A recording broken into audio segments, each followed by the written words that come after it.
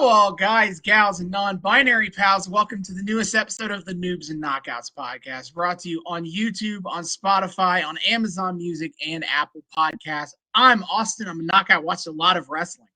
I'm David. I'm a noob. Haven't watched nearly as much wrestling, and my back is fucking killing me, folks. All right, I apologize in advance for the groans and grunts. If you want to know the cause of this, blame Eric Bischoff. As ever, anytime I suffer a physical malady, it is due to shitty booking that we are forced to endure, making my body reject what is being taken in and revolt against me for making it suffer in such ways. You can go back. It's a consistent thing. Every time I'm sick, it just always happens when we're covering shitty stuff on the pod, and so it's their fault. It's Bischoff did it. He did. Fuck him.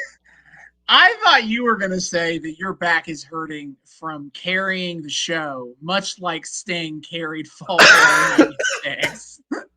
Oh, did we watch Fall Brawl, Austin? The annual WCW War Games pay-per-view? Is that in fact what we did do? We did watch that show. Well, it's so bizarre.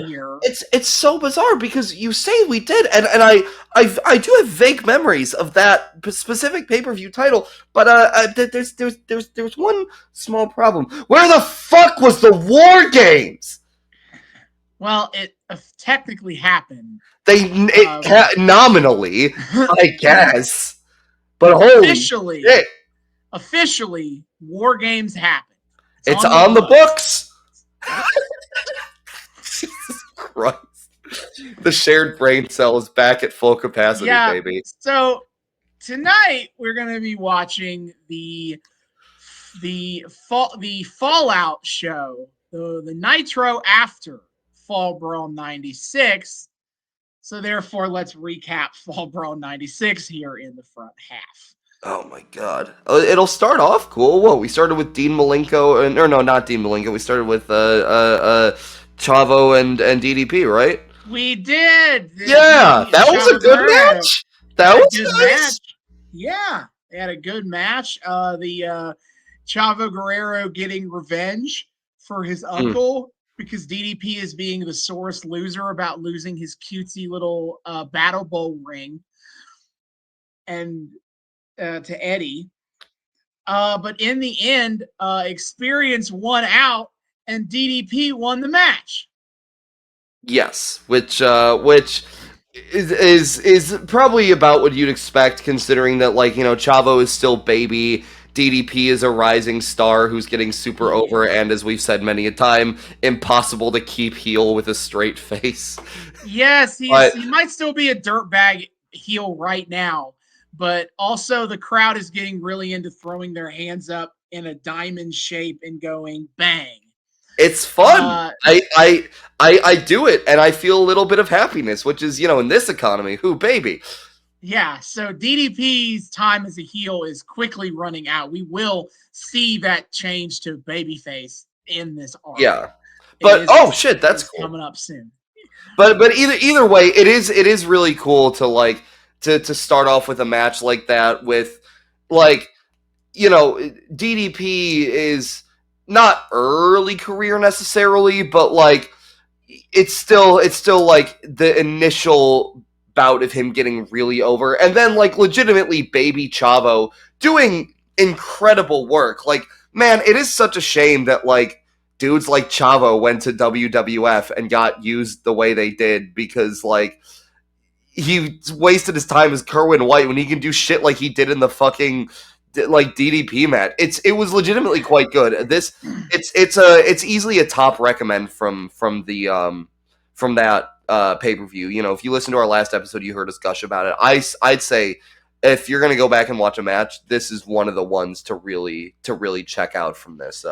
I mean, really, the first half of the show, you know, you can stop. You can stop after Rey Mysterio and Super Calo. That's true. And again, I wasn't even like I don't think Rey Mysterio versus Super Calo was like as good as like DDP fucking Chavo, but it definitely picked up for me toward the end. So like after we like What? Because that's after Mike Tenay gets off commentary. It's just all downhill from there, baby.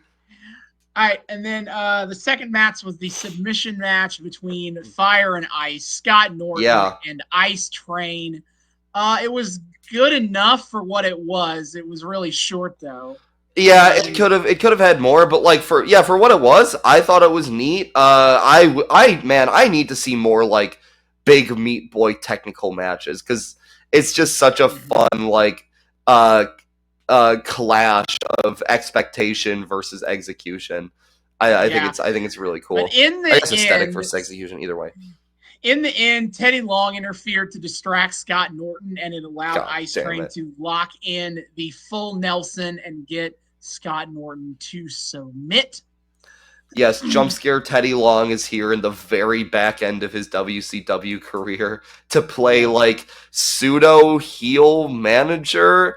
He's definitely a heel manager, but like is Ice Train isn't being presented like as a heel though. It feels like they want Ice Train to maybe be a babyface soon because they had the thing where like Teddy Long was gonna throw in the towel for him, and Ice Train was like, no. So I don't know. It feels like they could split off, but then he had him win with help from Teddy Long in this match. So I don't know what they're gonna do with Ice Train. Sure, fuck. Well, maybe we'll find out if he doesn't get relegated to the Saturday show or whatever. Then, for the AAA Heavyweight Championship, a belt we found out last time was literally invented for Conan, and Conan was basically the only champion until he retired the belt to go be in WCW full time.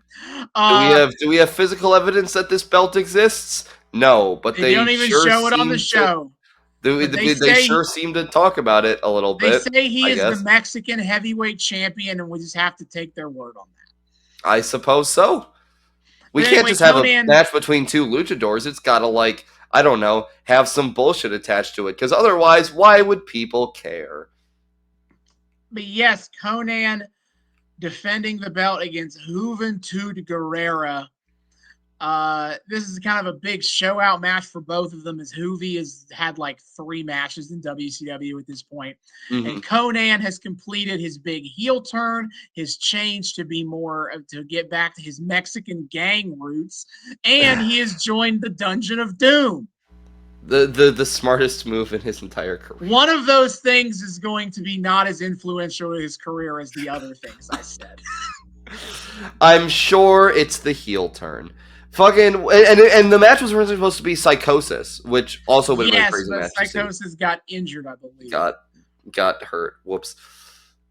I wonder did we ever get Psychosis versus Conan in WCW ever? Do you know? Not off the top of my head. I'll look it up now. I mean, I'm sure they did, in that like all the Mexican luchadors kind of wrestled each other at least once.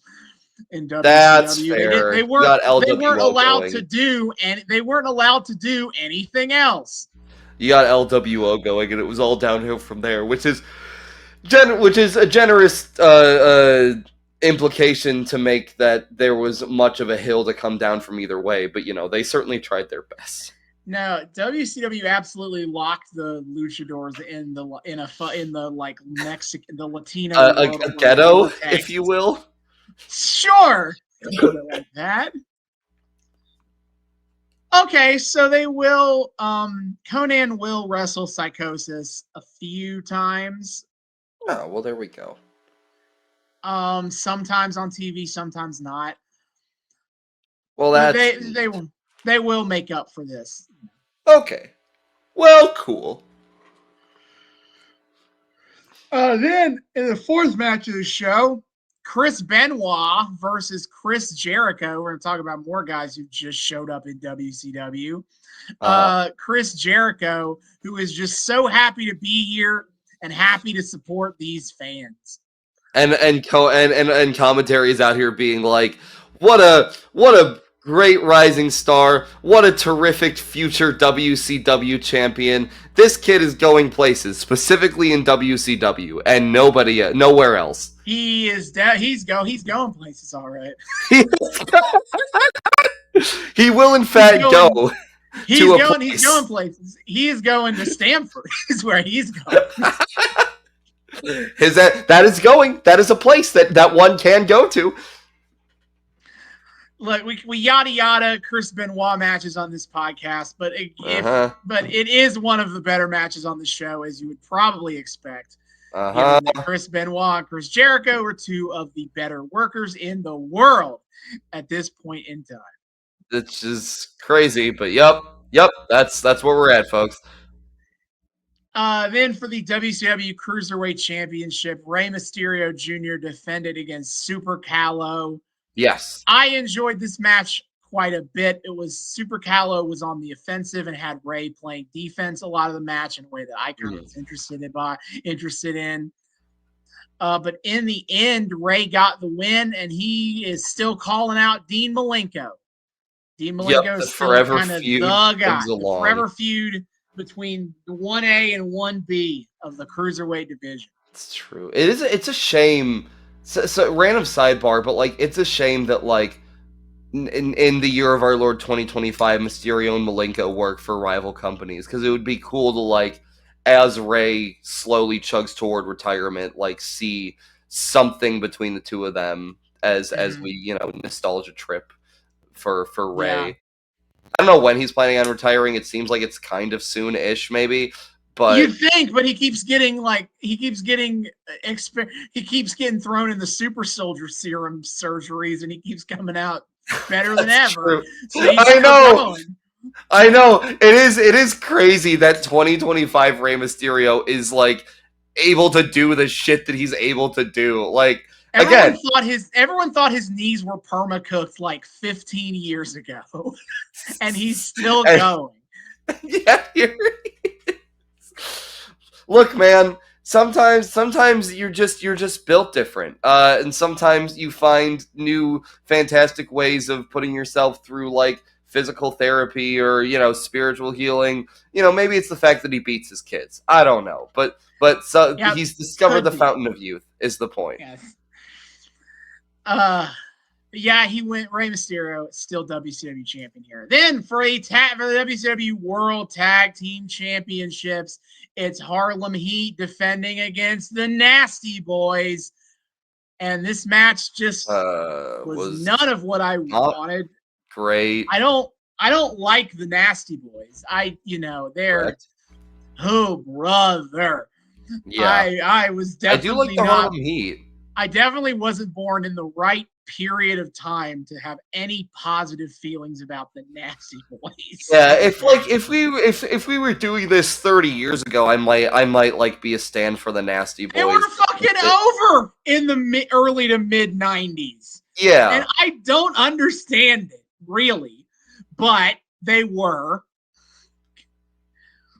Yeah, I don't know. I like Harlem Heat. It's a shame they had to be dragged down to Nasty Boys level, though, because this was not a great match. No, and Harlem Heat didn't get up to a ton of shenanigans despite having two managers who do nothing but shenanigans. So I didn't even get to laugh at Looney Tunes hijinks happening. Like, I feel like there was a decent volume, but like it certainly was a lot of like kind of stop and start. Like, Sherry did a lot of the heavy lifting there, a lot more than Robert Parker did. But it was just kind of like her chasing Nasty Boys around a little bit and then getting like chased off, and it's kind of that it never really kind of got out of first gear in terms of the potential for Harlem Heat shenanigans. Yeah, but in the end, Harlem Heat do retain the tag titles. We get the grudge match between the Giant and Randy Savage. As a reminder, as I explain how this match ends, Randy Savage is the #1 contender for the WCW Championship and will be main eventing Halloween Havoc against Hogan. Remember that when I explain how this match is Randy Savage working his don't give a shit TV match against the Giant until Hulk Hogan runs out. He does a "Hey Savage, come over here." Savage falls for it. And then the Outsiders beat up Randy Savage while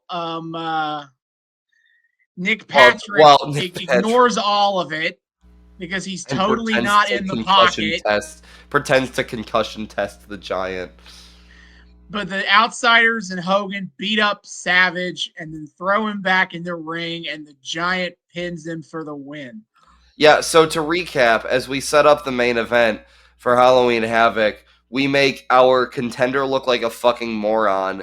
We make the NWO continue to be extremely tedious, and we also show that nothing matters because you can lose a match that is against the teammate of one of the against the teammate of the champion and still just get your match anyway. So there's a great little trifecta there, guys. There's Bischoff. It's fine. Then we go into War Games where it's 4v4, but they talked about how we don't really know who NWO is bringing out for the fourth, and because we don't know where Sting's allegiances lie, we don't know what Sting is going to do or what Team WCW is going to do. Although they try their damnedest to take all the tension out of it, because real Sting shows up in the WCW locker room to be like, "Hey guys, that wasn't me." And Luger, bestest friend of Sting for years, says he saw that man face to face and knew it was Sting. Yep. Okay. Got right up close and didn't even question it. Yeah, so the first 6 members of the War Games match are the unquestioned members of each team. It's Luger, Flair, and Arn Anderson taking on Hollywood, Scott Hall, and Kevin Nash. Then the 7th man comes in, and shocker, the heels won the coin toss, so they would have the numbers advantage in War Games. Absolutely incredible how that happens. It's like how the Horsemen always won the coin toss back in the day when they were fighting Dusty and crew. They somehow always won the coin toss. Ric Flair's luck just suddenly ran out in 1996. Once he started being babyface. Again, crazy how that happens. So the 4th member is Sting for the NWO, who comes in and goes to town on everybody.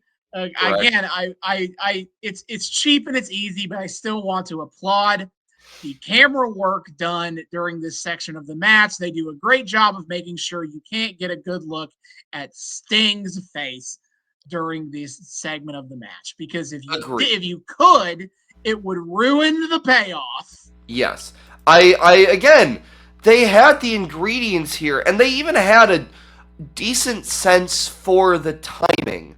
This lasted, 2 weeks? It lasted one episode of Nitro and this pay-per-view, and they gave up the goat before they could stop smoke and mirroring their way towards keeping the ruse up. Like the original segment happened in the rain, where it's easy to kind of obscure his face, and then this happened in a cage match, where it's easy to just not shoot the cage in a particular way that you can't get a great look at his face. Yeah, and as someone who gets kind of annoyed by, I don't know, goofier shenanigans like this, we have a fake Sting, I appreciate that this did not get dragged out. It maybe could have gone one more week of Nitro if they really wanted to, and they could have maybe found a creative way to keep the ruse up. But it did not need to last for more than 2 weeks, right? So they had a great sense for the timing here, and their smoke and mirrors were pretty effective. I don't know if I would have guessed back in 1996 or whatever that this was that this was the case that we were getting bamboozled. Especially we had to consider that these days we're watching these on all HD televisions. Back in the Yep. day, you would have probably been watching this on a CRTV, which would have been even more difficult to notice. Like until Sting and Sting come face to face, it's a lot harder to tell that this is not Sting. Yeah.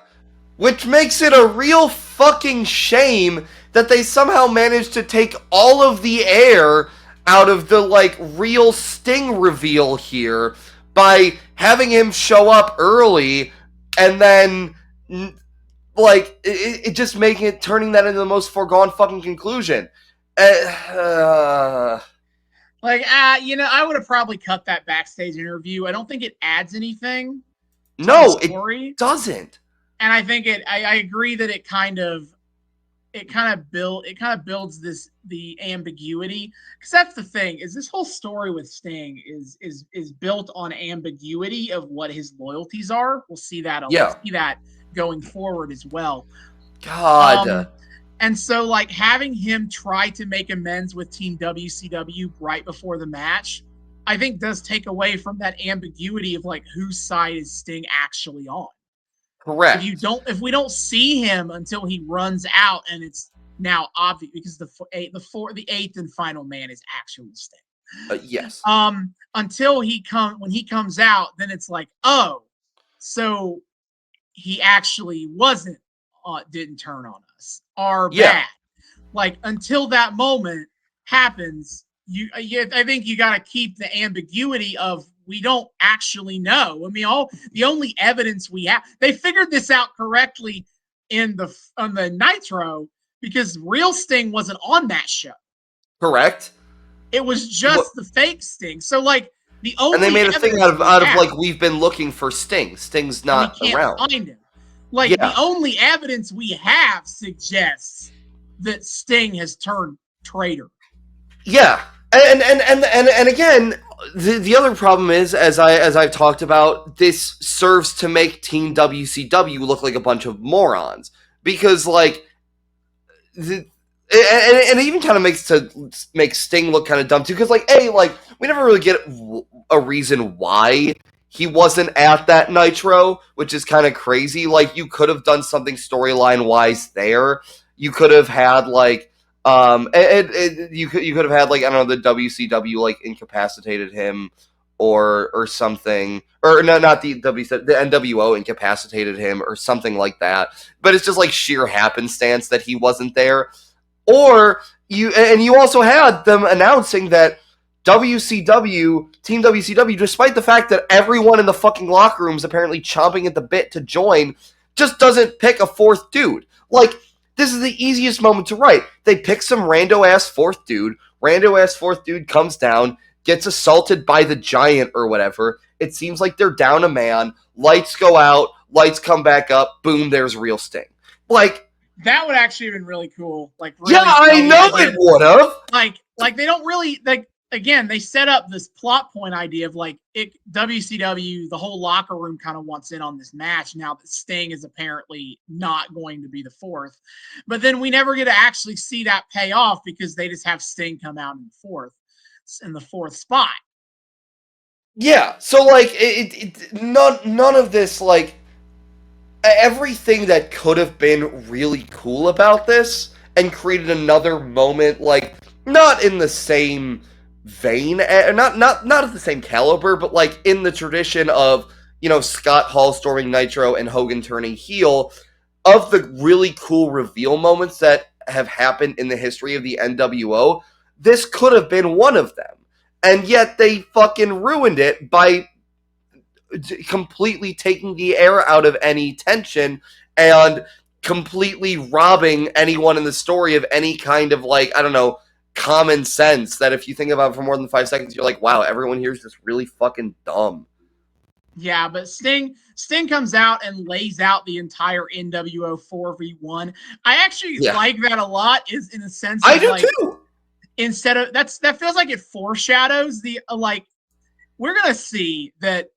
I guess we're not, because we're going up to the reveal. We're not actually getting to that point. But, like, Sting will be portrayed as, like, the dude who can just solo the whole NWO in a way that nobody else can, and they're terrified of the guy. Yeah, I mean, And based. I feel like having him show up in this match, even before he's become the Crow, and just take out all of them without any real difficulty either, sets up really well that like the NWO can't stop Sting. They actually can't Correct. beat him.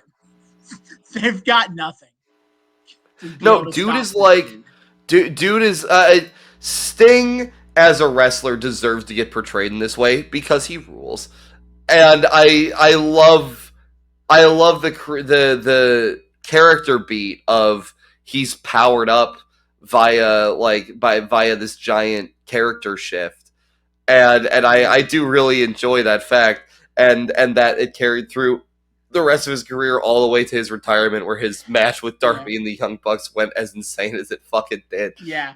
So like, what a great reinvention. Definitely like one of the all timers in the history of wrestling, and that is a really cool setup. It just would have been a lot cooler if the reveal had any kind of fucking tension to it. Yeah, but Sting cleans out the NWO and then he stops and he says and he looks at Luger and he's like, "Was that good enough for you? Is that?" And he just leaves because feeling the betrayal that his friends didn't believe him. He proves his loyalty. He proves he was telling the truth, and so he leaves. And Yes. in pretty quick order, the NWO win the match because it's 4-on-3.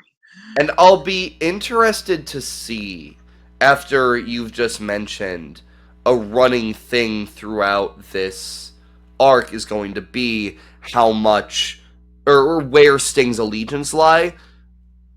I'll be interested to see how much they're smart enough to lean into we're unsure about that because he's rightly pissed with Luger, or how much of it is just like dumb, tedious, like is he NWO or not? We still don't know somehow.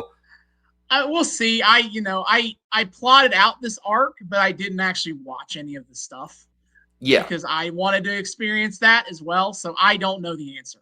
How much fair enough. how much are they gonna be self-aware of why Sting wouldn't trust them? I really want to believe that they're going to be. I don't know if I have full confidence though.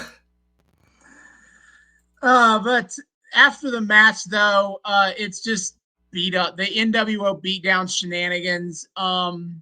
They end up beating down Savage, and Savage comes down to the ring and the Giant beats his ass some more.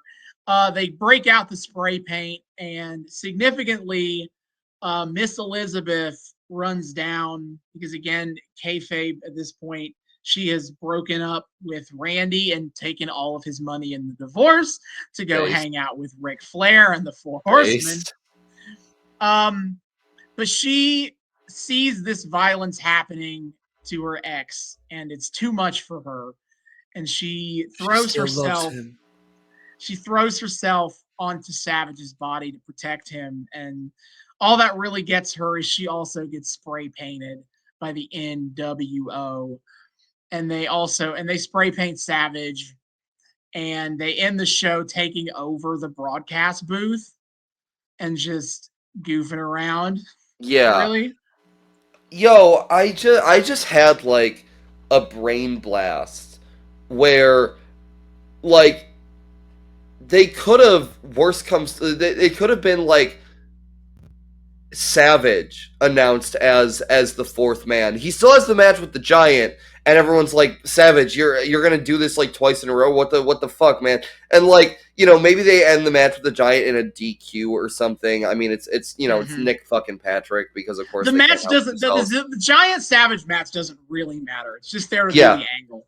There are a lot of like, but like, but either way, like, you could have like he's wrestling the Giant, and then something happens where he comes out of the match not explicitly losing, because it's fucking stupid to have him lose and still go on to face Hogan. But like, he suffers a lot of wear and tear in the match.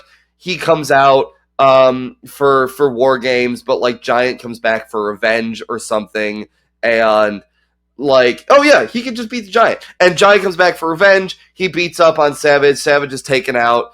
or he's like exhausted or whatever, and then Sting shows up. Like, you could have created a cohesion here, and then you could still like justify.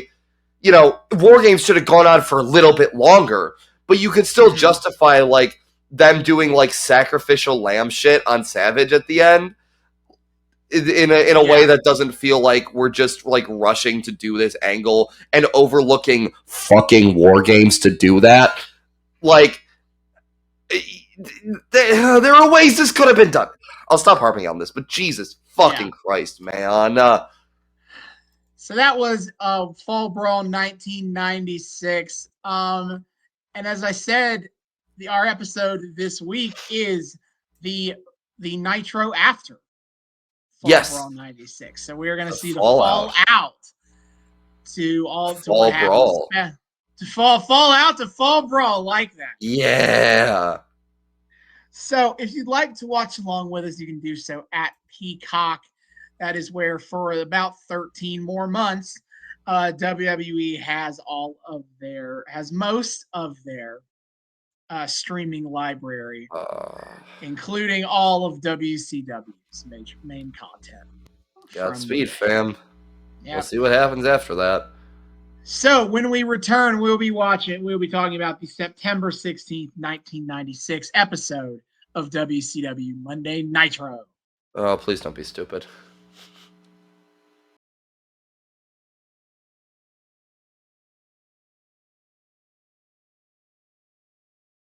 We are back. We have finished the September 16th, 1996 episode of WCW Monday Nitro, the fallout to Fall Brawl.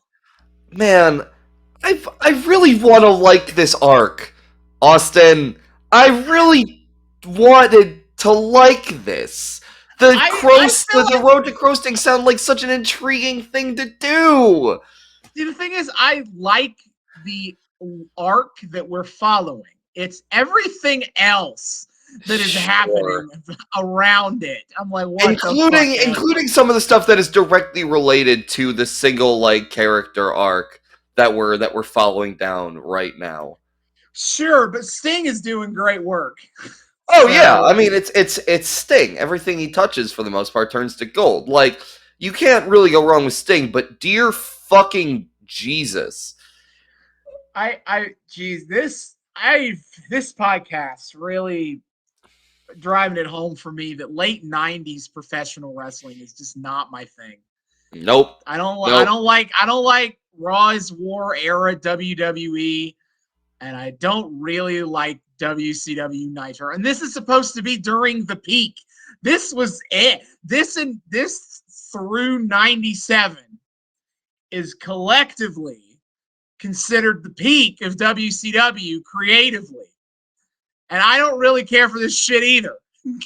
I have like thoughts about like where some of the merit for this could come from, but it's all like grasping at straws at the end of the day because the execution is so fucking stupid and it's just grating and it's tedious and we'll get there, but oh my god. Okay. We begin our show with something that I've kind of realized is really just always a little disorienting. The fact that I hear Tony Schiavone's voice on a pretty regular basis kicking off weekly wrestling in the year of our Lord 2025, and then I go back 30 years and watch WCW shit, and what do I hear? Tony Schiavone's voice on a regular basis kicking off wrestling on weekly shows, and it's like dude's voice hasn't changed all that much in 30 years. It's always just like, wait, am I watch? Is it Wednesday? Do I know what that means? All of a sudden, like Jesus. No. We obviously, it's hour one. We kick off with Tony Schiavone and Larry Zbyszko. And Larry Zbyszko, it was like, well, guys, we should have trusted Sting all along. I have my doubts that I'm not going to go back and check the tapes, but I also severely doubt that Larry was like, yeah, man, we should totally trust Sting. See, it's funny. I took him at his word because I couldn't remember. But you're probably right that considering he's kind of supposed to be the heel commentator in a way, even though he literally he literally in like the same fucking part of this conversation talks about like Sting getting his feelings hurt over not being Yes. trusted. And he's like, well, you know, Sting, if you want a job where you can be sensitive, how about you go get a job with Mother Teresa? Jesus fucking Christ! But again, it's weird So because like all morality has shifted in the NWO era because they're all like still WCW diehards at the end of the yeah. day, even when they're heels. So like the So morality is gray here. But yeah, Zabisco's in this shambles at the fact yeah. that WCW lost the War Games. And this week they will emphasize on commentary that we have the explanation about Sting. He was in Japan last week doing promo work for WCW's upcoming tour of Japan, which I don't hate that as an explanation, except why did nobody know that last week? Thank you. Oh my Jesus. How stupid is this fucking organization that Like, nobody knew where Sting was? Now, okay, again, Bischoff being NWO helps a little bit retrospectively because, like, you know, maybe he could have, like, stopped some, like, communication of that. But, like, how in the Jesus did Sting just not tell anyone, yeah, dudes, I'm going to Japan next week? See ya later. my thing Like is what? like my thing is like you could still do the angle the exact same way as last week, but have somebody mention that Sting was supposed to be in Japan, so you don't look stupid for a different reason. Yeah, I know. Because the way they presented it here, it makes it look like they were so dumb they didn't even know Sting was supposed to be doing work overseas. That's how they frame it. Is that oh yeah, Sting was in Japan and none of us just knew. None of us knew that somehow. What? Like, why couldn't they have just been like last week? Been like, what the fuck? Sting is supposed to be in Japan right now. He wasn't supposed to be here tonight. Why is he here? And why is he with the NWO? Yeah, anything.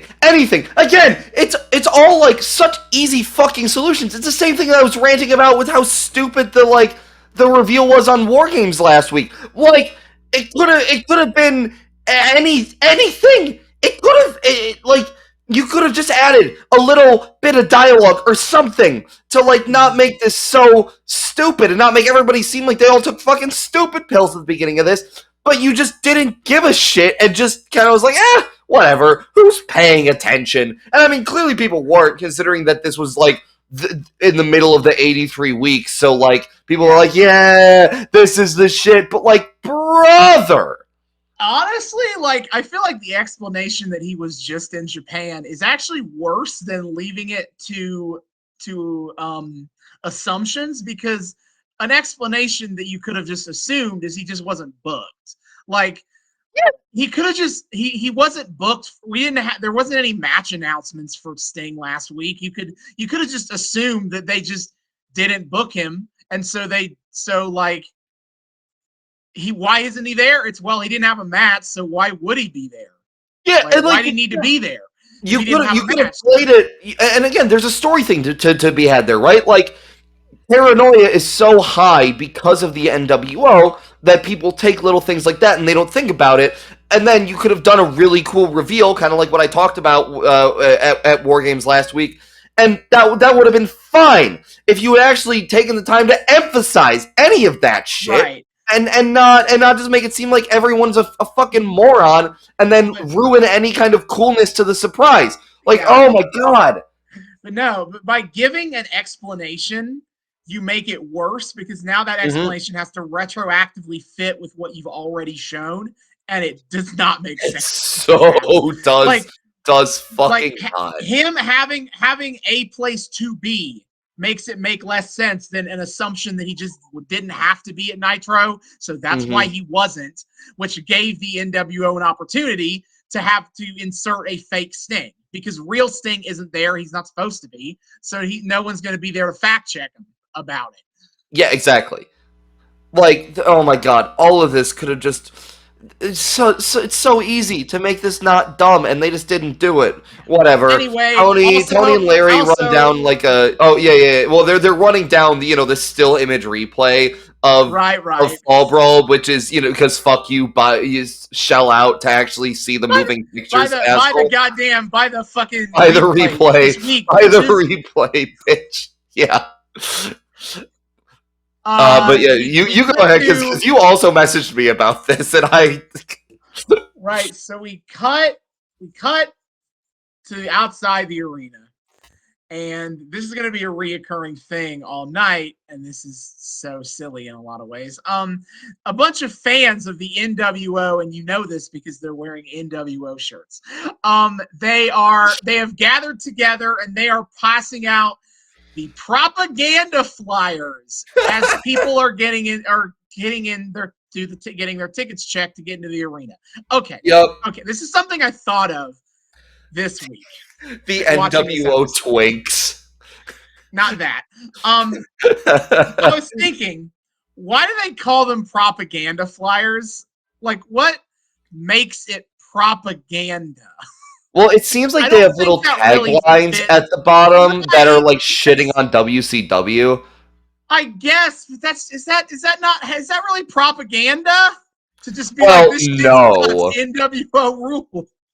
Well, no, but like they got to do everything in their power to make this sound as like because everyone involved in this storyline is a fucking idiot. They have to just do extra work to make up for that fact by making everything they do sound super fucking scary. Okay, well, So yes, they say highly effective propaganda all the propaganda. damn time. Yeah, I know. I caught that. I got that partway through, and I went, "Guys, come on, let's be a All little right. serious.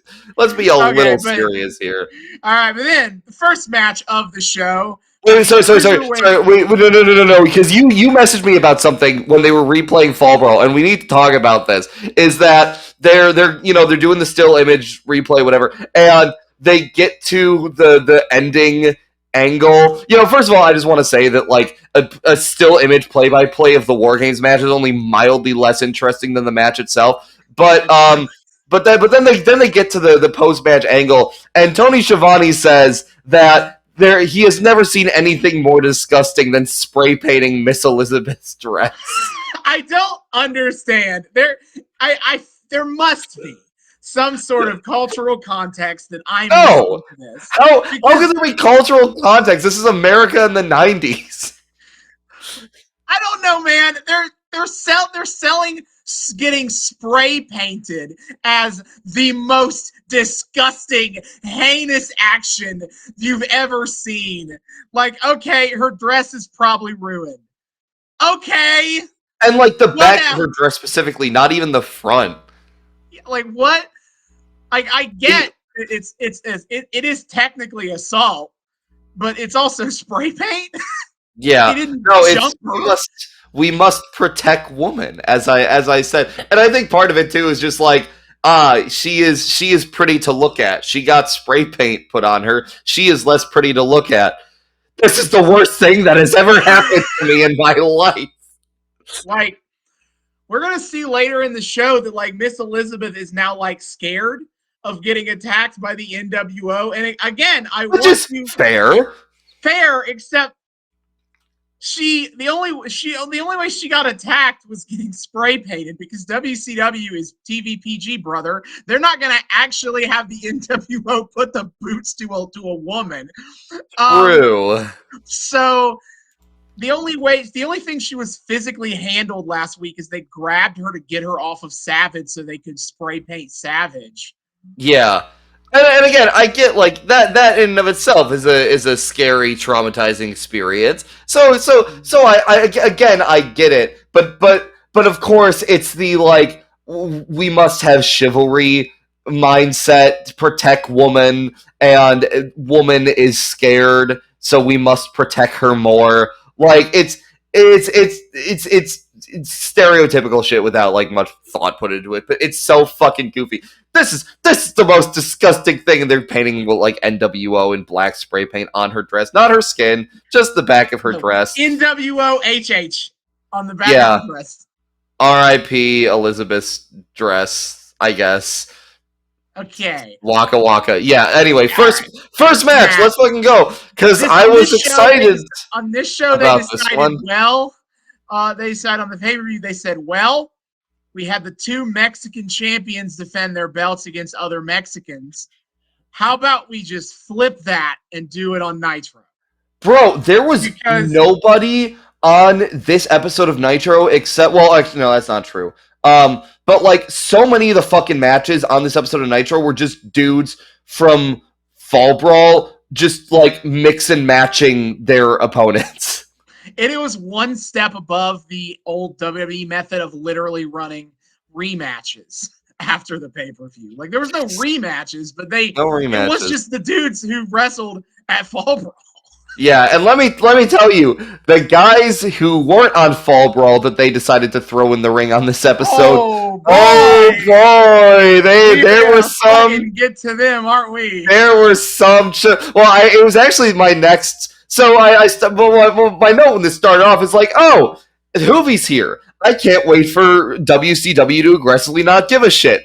Oh, Ray's here. I can't wait for WCW to aggressively not give a shit. And while they're starting off this match, Shivani is running down the rest of the card and got fucking, as you put it, a Hugh Morris jump scare. I think said Hugh Morris, and I went. They spend the first 2 minutes of this match talking about literally anything but what's happening in the ring. They talk about the Sting angle. They talk about the matches later tonight. They talk about Hugh Morris wrestling. They talk about the very impressive. They talk about the very impressive debut of Glacier. Big fucking X to down on that one. Thank you. I did have to laugh though when they cut to commercial. Shiva, this is what we're dealing with in terms of match calling for the Lucha Libre cruiserweights. Is we have to when dude goes to the outside, fucking Shivani goes, we have to step out for a break, much the same way Juventud is right now. Thank you, Tony.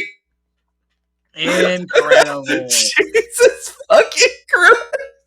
So I mean, the match was a little under 7 minutes. I think it was fine. It was a good fucking match.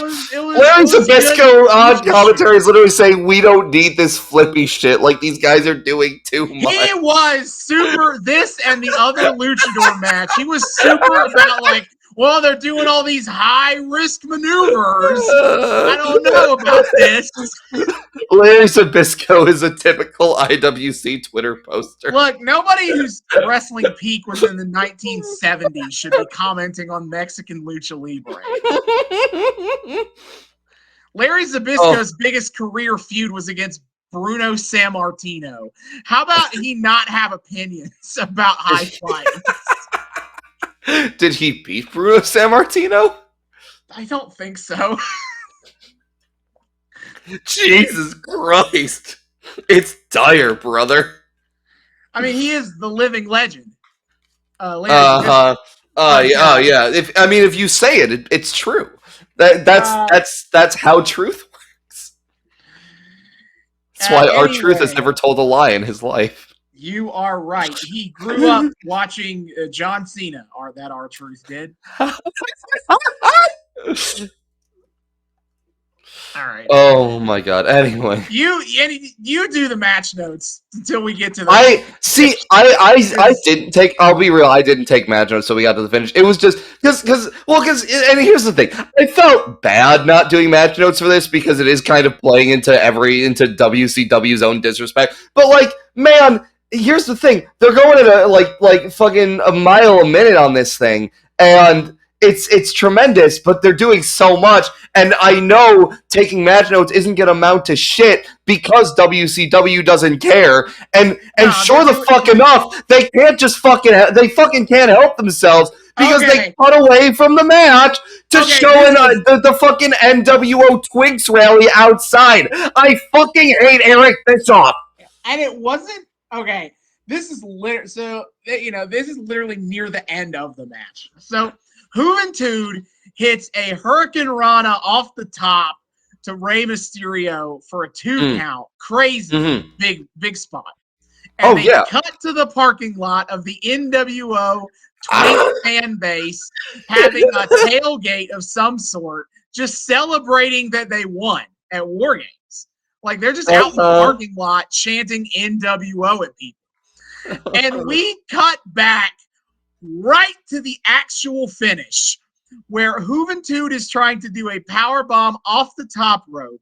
Ray counters it into a Hurricane Rana off the top rope for the 3. Pretty sick finish, but holy shit, they barely caught it. Fucking what they refer to as a Frankensteiner out of a power bomb, right? Yeah, which was insane. It was pretty crazy. It was a good opening cruiserweight match that the commentary team just didn't really care about. I know, again, I felt bad not like taking match notes, but like, I mean, the match notes you need are it's Rey Mysterio and Juventud Guerrera They're doing just some getting shit. to go at each other in the 90s. Crazy DDTs, like it's pretty sick. Yeah, it's tremendous, and it's a shame that it doesn't get much more weight thrown behind it than let's just mash 2 of our Lucha Libre action figures together. Then, all right, so after the match, we cut backstage. Mike Tenay is doing the interviews tonight. They actually mentioned on commentary that Mean Gene isn't here anymore, which is interesting that I just kind of brought that up. Wait, I missed that. It happened. I forget when it happened. They mentioned like Mean Gene is gone. He's still in contract renegotiations. He'll be back in a couple of months. Fair enough. For now, Mike Tenay is doing the backstage interviews. Yeah, it's nice to see his like face a little bit more. That's neat. So he is talking to Mongo McMichael, Deborah, and Chris Benoit. And so he's talking to Mongo. And Mongo is like, they're mad. He's like, boy, you better get together, because they've announced that the match tonight it's going to be Mongo and Benoit against Luger and Sting. And Mongo's like, I told you, if you screwed the Horsemen in the War Games, we're gonna have trouble. And tell them about what happens when you screw me over, Deborah. And Deborah is like, he's like, my husband made a 15-year career in the NFL, beating up punks like you. Oh my god! Then, literally, it's literally like the NPC dialogue tree. Tell him, Deborah, my husband, NFL.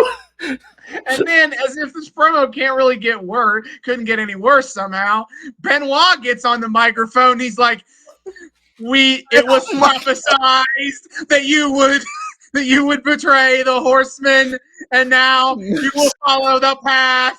The path is merciless, unrelenting, and he was so shitty.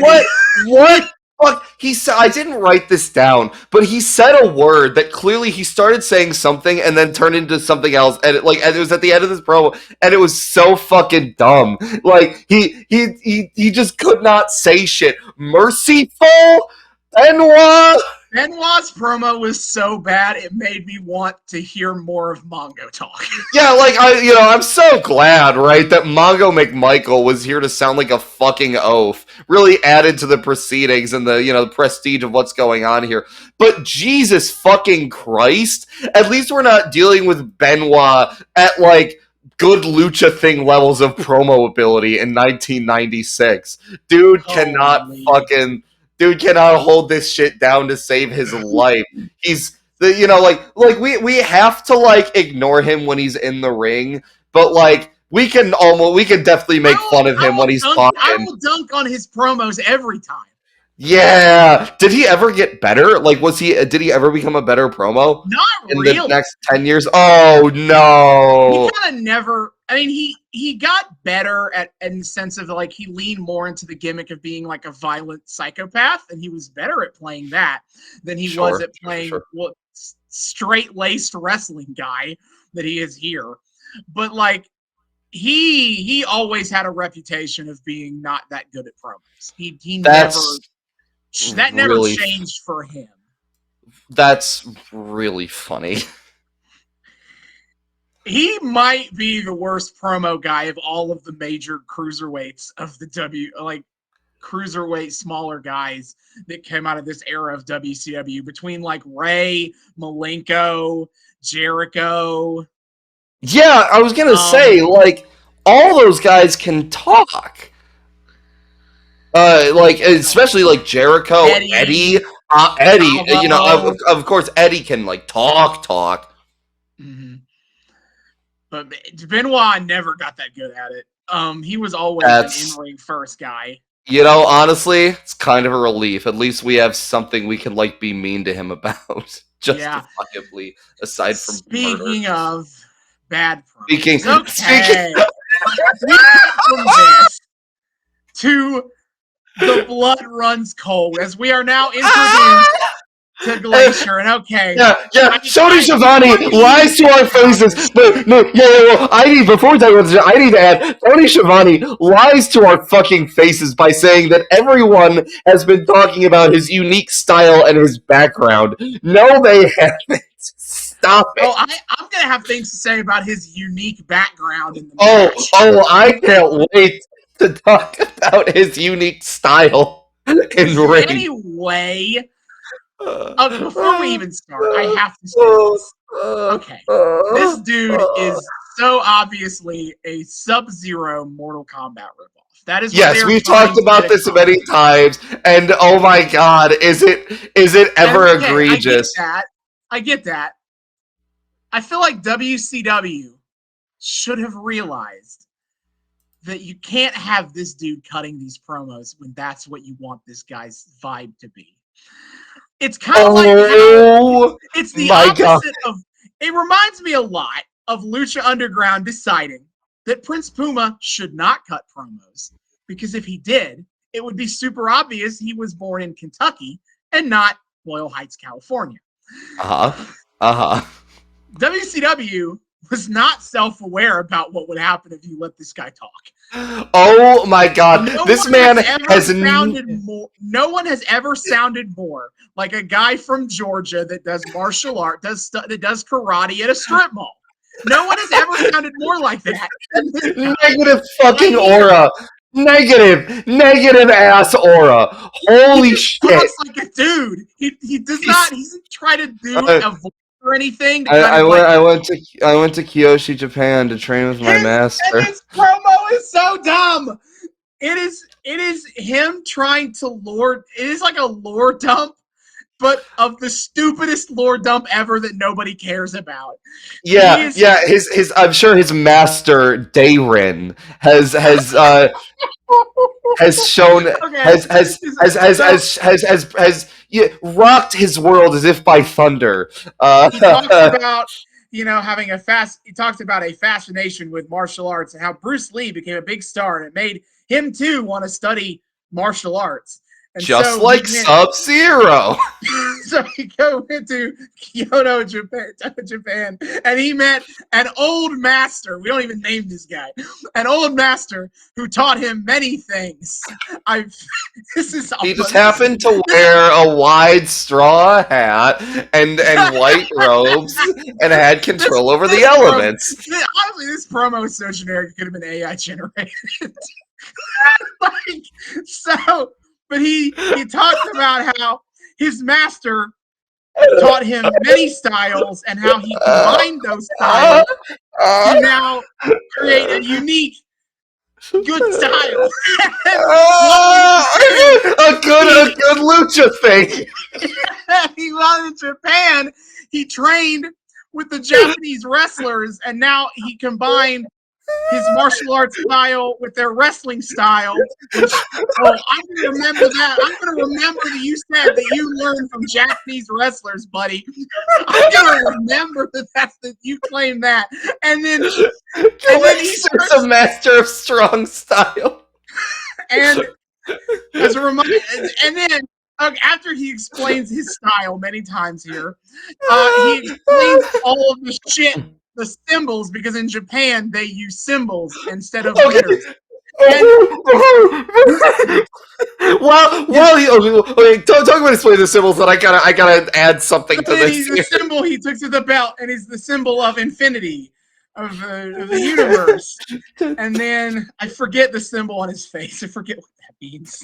I don't fucking know, man. But then There's he the says, and then face the on his demon ass. gets the demon on his back. He said that is the symbol for evil to remind him that there is always potentially evil at his back.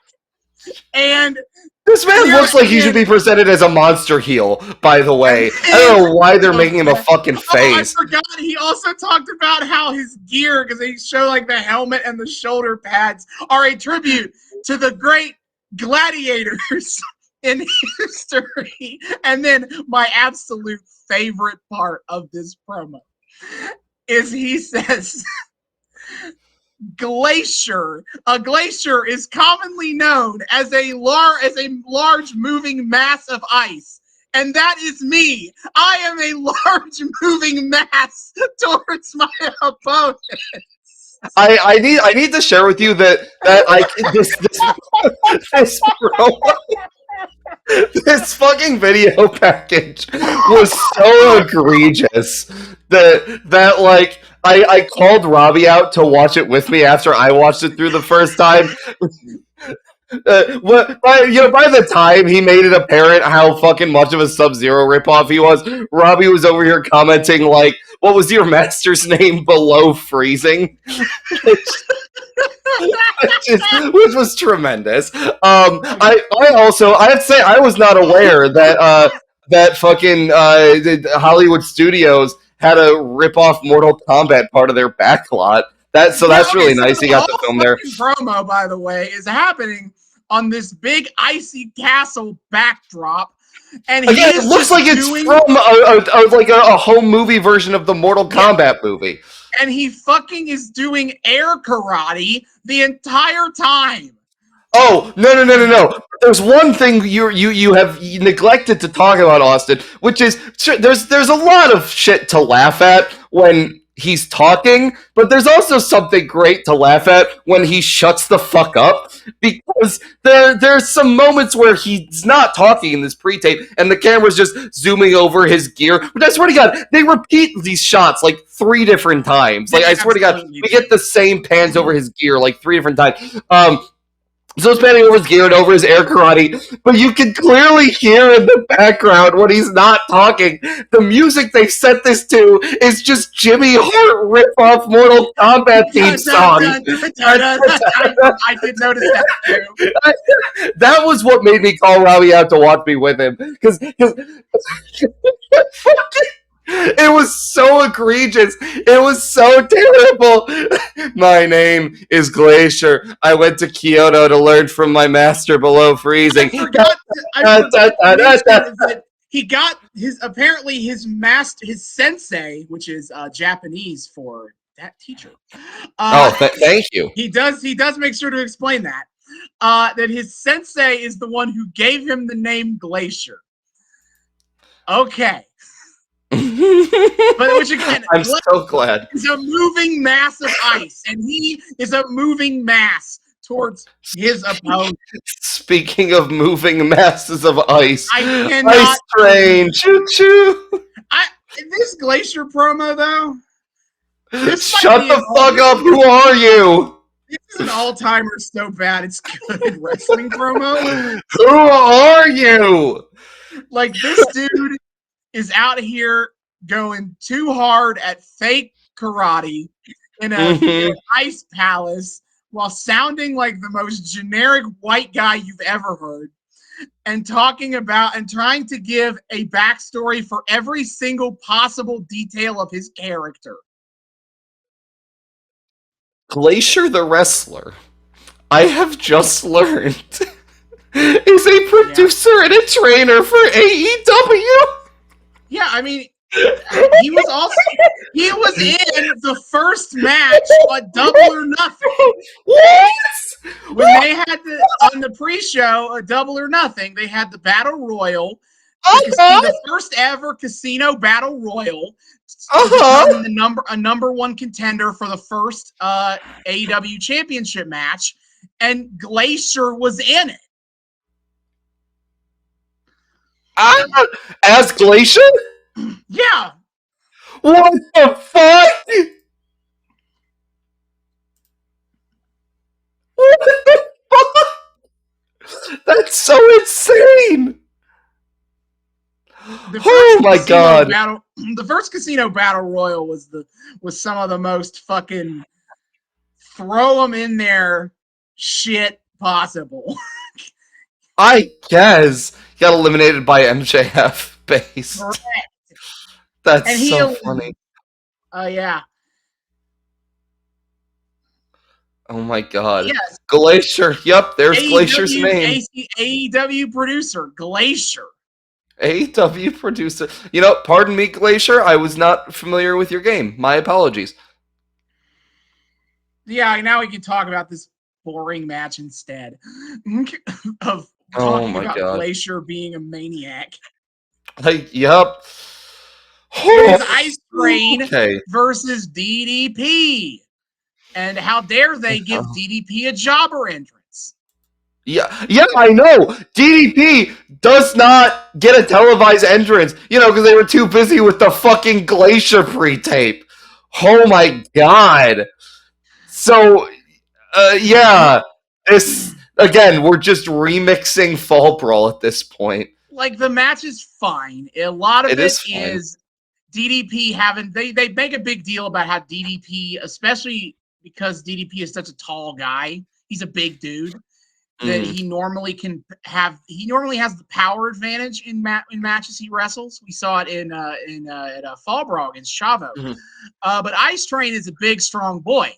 He is bigger and stronger than DDP. So DDP kind of gets thrown around a lot in this match. Yep. And he's having to try to work a more technical style in order to get any sort of upper hand.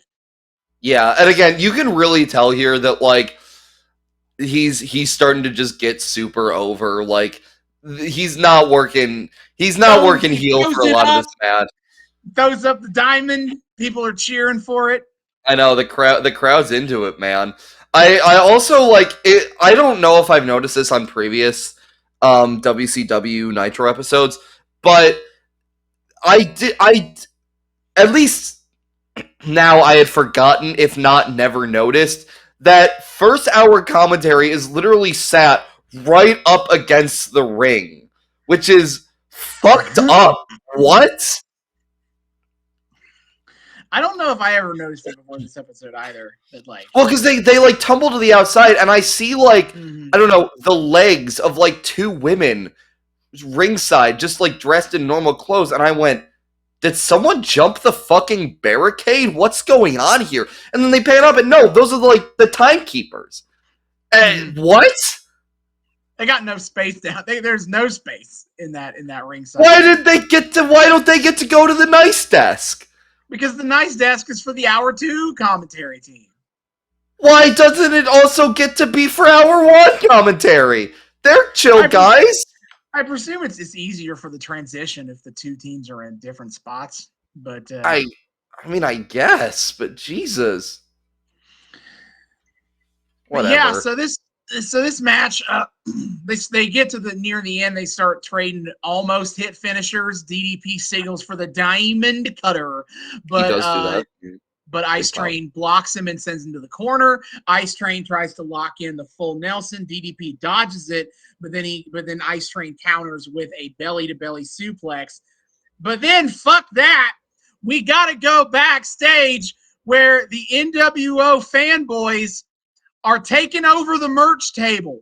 They have they're covered the merch table on all sides. They are putting caution tape around themselves so no one can get through. And they're holding signs.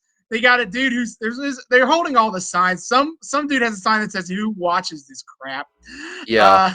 Good sign.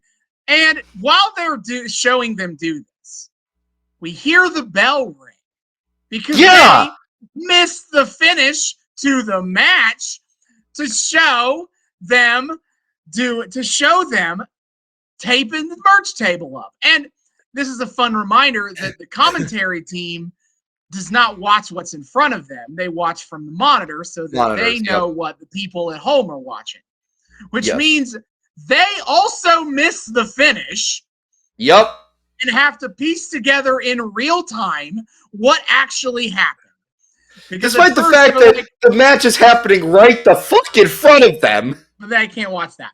So they can't watch that. They notice that Ice Train has DDP in the full Nelson, so they assume Ice Train won by submission. We cut, but then we cut back to the ring. They're arguing, and we learn that the towel was thrown in. And so the ref awarded the win by surrender to DDP. They're really going hard with this towel. And I would complain more about them missing the finish of this match. And to be fair, that is terrible production. At the same time, egregious. They show the replay, and maybe it was better that I didn't see it more than once. Because here's the finish. The Ice Train has DDP in the full Nelson. They're over by the ropes.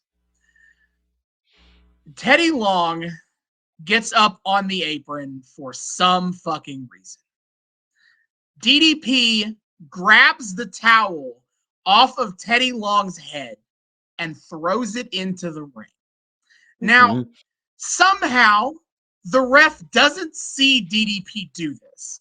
He is looking at DDP, but he is leaning down to try to, I don't know, wait for the submission or something. But the whole thing happens just above his head. Except he must have no peripheral vision because I don't know how he still misses it anyway. But the referee sees the towel thrown in the ring, assumes that Teddy Long did it, and calls the match for DDP. Which is so insane. I don't think I can't even think of a finish that makes the referee look more stupid than this. Because I can't even fathom how the referee doesn't see DDP grab the towel when he is looking at DDP. I feel like we've established that, like, WCW refs are just kind of terrible at their jobs. Like, I feel like this keeps happening. Like, because there was definitely egregious shit happening at Fall Brawl right in front of the refs, and not even Nick Patrick. But by the way, Nick Patrick refs, like, all of the matches in the most of this show until he gets, like, taken out at the very end or something. Like, it's just Nick Patrick all the way down. Why? But like, they think this guy is crooked. Hire somebody else. Yeah, and like, why? Also, from a working standpoint, why is Nick Patrick working all of these? Because I think it's him. I'm pretty sure it's him. Unless they have another. Patrick is the ref in this match. Yeah. So like, yeah, it's Nick Patrick. But like, even non-Nick Patrick refs from WCW, I feel like we've just talked a lot about them seeing shit happen right in front of them and not doing anything about it. I feel like this has happened before. Like whether it be like I fucking remember. I think it was Halloween Havoc. There was the like Goldberg thing where he like Jutsu Ninja snuck up behind someone, and the ref was fully probably looking at him, but he still got away with it scot-free. Like it was like WCW refs just kind of look like boobs always. This is just like. For some reason, they're so bad at coordinating. I can't think like of any heel spots with the ref. I can't think of any. I know, a common old-timey criticism of modern wrestling is that heels don't do a good enough job of trying to hide that they do heel shit, and they like hiding weapons that they pull out, which I guess, but like, holy shit. No referee in modern wrestling looks as stupid as WCW refs look on a regular basis for the things they seemingly miss. I fucking know, man. Yeah. So like, again, it's Nick Patrick, which doesn't help, and Nick Patrick he's such an annoying fucking character because like he's in the pocket of NWO and it doesn't it kind of makes sense why he's getting put in NWO matches if you take the retrospective fact that Eric Bischoff eventually becomes NWO. Which, the more I say that line over and over, the more I feel like they decided Eric Bischoff needed to become NWO so that all of the, like, systemic shit that he could have just fixed if he was actually anti-NWO didn't keep happening. Like, I feel like it just doesn't make sense without him there. But, like, man, why, like, the fact that you then have Nick Patrick over here being a moron in every other match too it's just annoying. There's just so much bullshit that keeps happening, and it's one thing if he doesn't see it, but he's also fucking bad at his job. All of the WCW refs for some reason just have not been trained well on when not to fucking turn around. Yeah, oh boy. Oh yeah, so it's brutal. Table anyway to see that they have replaced all the WCW merch with NWO merch, and like, okay, why did we need 2 segments at the merch table? Why couldn't we have just shown this part? Yeah, like, seriously, did we need to see them caution tape themselves to the merch table?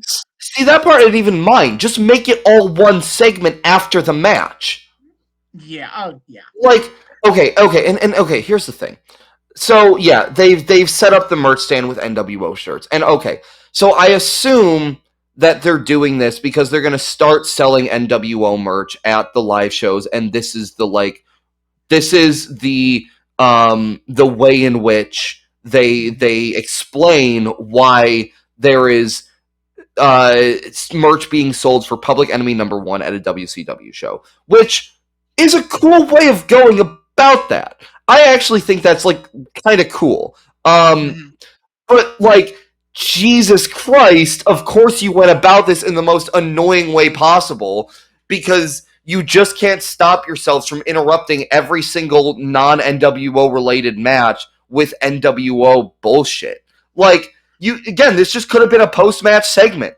This is a cool way of going about it. And again, like, the NWO winning at War Games, even before we know that, even before they've decided that Eric Bischoff is NWO, like, winning War Games and for some reason getting these demands. And I'll talk about this more in when we get to hour 2 and Bischoff is talking more about like Bischoff talks a lot more about the demands. Yeah. And I have more to say about how this could work as a compelling angle when we get there. But like, again, that's a creative way of having your cake and eating it too. But Jesus Christ, stop being such a fucking hack about it. But after this, we cut to the front row and Gaga. That's the 1, 2, 3 kid from the WW beep. Still not allowed to say it on the Peacock broadcast. Well, yeah, they pulled that. The reason that's I don't know if I've ever mentioned it. I probably have. Is the reason it's inconsistent about that is because when they pulled the network together, they kind of took from whatever source they had best for any given episode. And so, like, if they were pulling an episode of wrestling TV from probably like a WWE 24/7 version, some version before they reached an agreement with the World Wildlife Fund, they could say WWF again. Oh, this isn't a fucking WWF versus WCW like rights thing. This is a World Wildlife Foundation rights thing. That's so funny. Yes. So the ripple effect. Initially, they had to censor all that shit for everything, and they had to work out an agreement years later with the World Wildlife Fund to allow them to still use that term for their archival stuff. So, like, they probably got this episode from a period of time when they couldn't use the term WWF. That's so funny. They gave WW blanked out. WW bleep. But it's the 1, 2, 3 kid. It's Sean Waltman. And Tony Schiavone Sean Waltman jump scare. And Tony Schiavone's like, well, wonder what he's doing here. And Larry Zbyszko's like, well, how about the New World Order, Tony? Which is like fair. I mean, dude, dude is best bros with Kevin Nash and Scott Hall, but I'm sure he's not here for the NWO. It's Yeah, he's like, oh no, I was just in town. I just felt like taking in the match. We'll hear Yeah. more from him later. Yes. About that. But we have more important things to cover, like Conan proving that the Mexican heavyweight belt actually physically exists. That's crazy. So they added a few like half picture promos for Up Next on WCW. I really like these, by the way. I do like those. They're just little short blurbs. The first of these goes to Conan. He actually has a physical Mexican heavyweight championship belt, AAA on it and everything. I know. And he just talks about how he's going to defend the belt against Super Callow. Again, they just had them defend against, last night, Super Callow challenged for the Cruiserweight title. Now he's challenging for the Mexican title. And last night, Juventud challenged for the Mexican title. Tonight he challenges for the Cruiserweight title. Is Callow like simple, easy booking here? Yeah, is Callow here? Not here. Is Callow a heel? I don't. Because it felt like he was working heel on Fall Brawl. I feel like he's probably not supposed to be a heel here because Conan definitely is supposed to be. Yeah, I was gonna say, are they running like heel versus heel here? That's crazy. Like not unheard of. It might be close to ish to be heel versus heel, but yeah. Yeah. But they make their entrances while Conan is entering. He says, "You're." Or no, I think this was during his little like picture, his like half promo. The half promo, he goes, "You're no longer Rasa," which is funny. You're no longer Rasa. I was like, thank you. Yeah. So yes, it is Conan versus Super Callow, and this time they do bring Mike Tenay on to do commentary. They didn't. Yay! They didn't do that for the first match because we had NWO to talk about, so we don't need Tenay for this match. Yeah, don't know why they didn't have him the first time around, but yeah, Tenay is here. Yay! That's always a nice little plus. We like some Mike Tenay. This match, much like the first match, is the Luchadors getting about 7 minutes and being the best wrestling on the show. Yeah, and it's so this match is really interesting because like I talked about how like Callow I was not expecting what I saw out of Callow in the match against Ray on Fall Brawl because he was working a lot heavier, like a brawler almost. And I'm like, you see a guy who looks like Super Callow and you're like, oh, flippy shit. But like here, he was working flippy shit against Conan's brawling. So I thought we were about to get like brawler versus brawler here, but like he switched it up. So like maybe Callow is actually a pretty versatile worker, and I was just being grumpy because I wanted to soy face for flippy shit. But I was quite pleased with this match. So I'm sorry for being mean to you, or I did not know your game, Super Callow. I'm very sorry. Mm-hmm. It's a good match. Conan very good at throwing people around and also standing there waiting for spots. Oh yeah. Well, on the throwing people around part, he very emphatically throws Callow to the outside at one point, and Tony offers to Mike Tenay that Mike can climb up on his lap if Conan and Super Callow get too close. Hello? Oh my! Hello! Oh, now kiss. Yeah. So that was magical. Tony on commentary is talking about Conan's new allegiance to the Dungeon of Doom, masterminded by Jimmy Hart, which is much like saying the Katie Vick storyline, masterminded by Vince McMahon. I feel like you're using that term extremely loosely. It also really shows how far the dungeon has fallen because they were under the Taskmaster Kevin Sullivan. They had a whole like. Well, they still talk about Sullivan as being a major influence, but they call it they say the dungeon was mastermind. He's the He is and always has been the mastermind of the dungeon. Okay. Also, according to Uh, Mike Tenay, and God, this is why I love having you on commentary. According to Mike Tenay, and I want to believe that this is kind of shoot, is that since he wasn't there for the Ray match, he's just going to talk about the Ray match anyway. He says like every time Ray's in the ring, he just has a bunch of the guys in the back crowded around a monitor watching his matches because they know it's going to be good. And I'm like, I really want to believe that's for shoot because yes, incredibly base to have just everyone else in the locker room be huge Rey Mysterio marks, as they should be, as it always should be. Absolutely. Big laugh from me on commentary. Conan, he got hit sent to the outside, and and Kyle is about to dive on him. Like I said, Conan And is like Conan, really I bad. catch. He is very bad at like just standing there for spots, Yeah, and we that's not talked a about thing this that on Fall Brawl it's too. not a thing that really bugs me, except now. Actually, that's how Well, egregious fuck Conan Conan. So is. yeah, and It's also it's fuck it's Conan. So he gets less it's praise anyway. it's very much a lucha libre kind of psychology. Lucha libre, from what I've seen, I've watched AAA shows before, and they're Booked by a lot.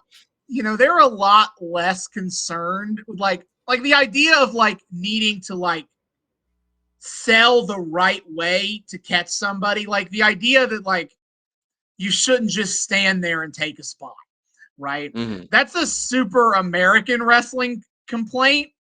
Lucha Libre, they don't give a fuck about that.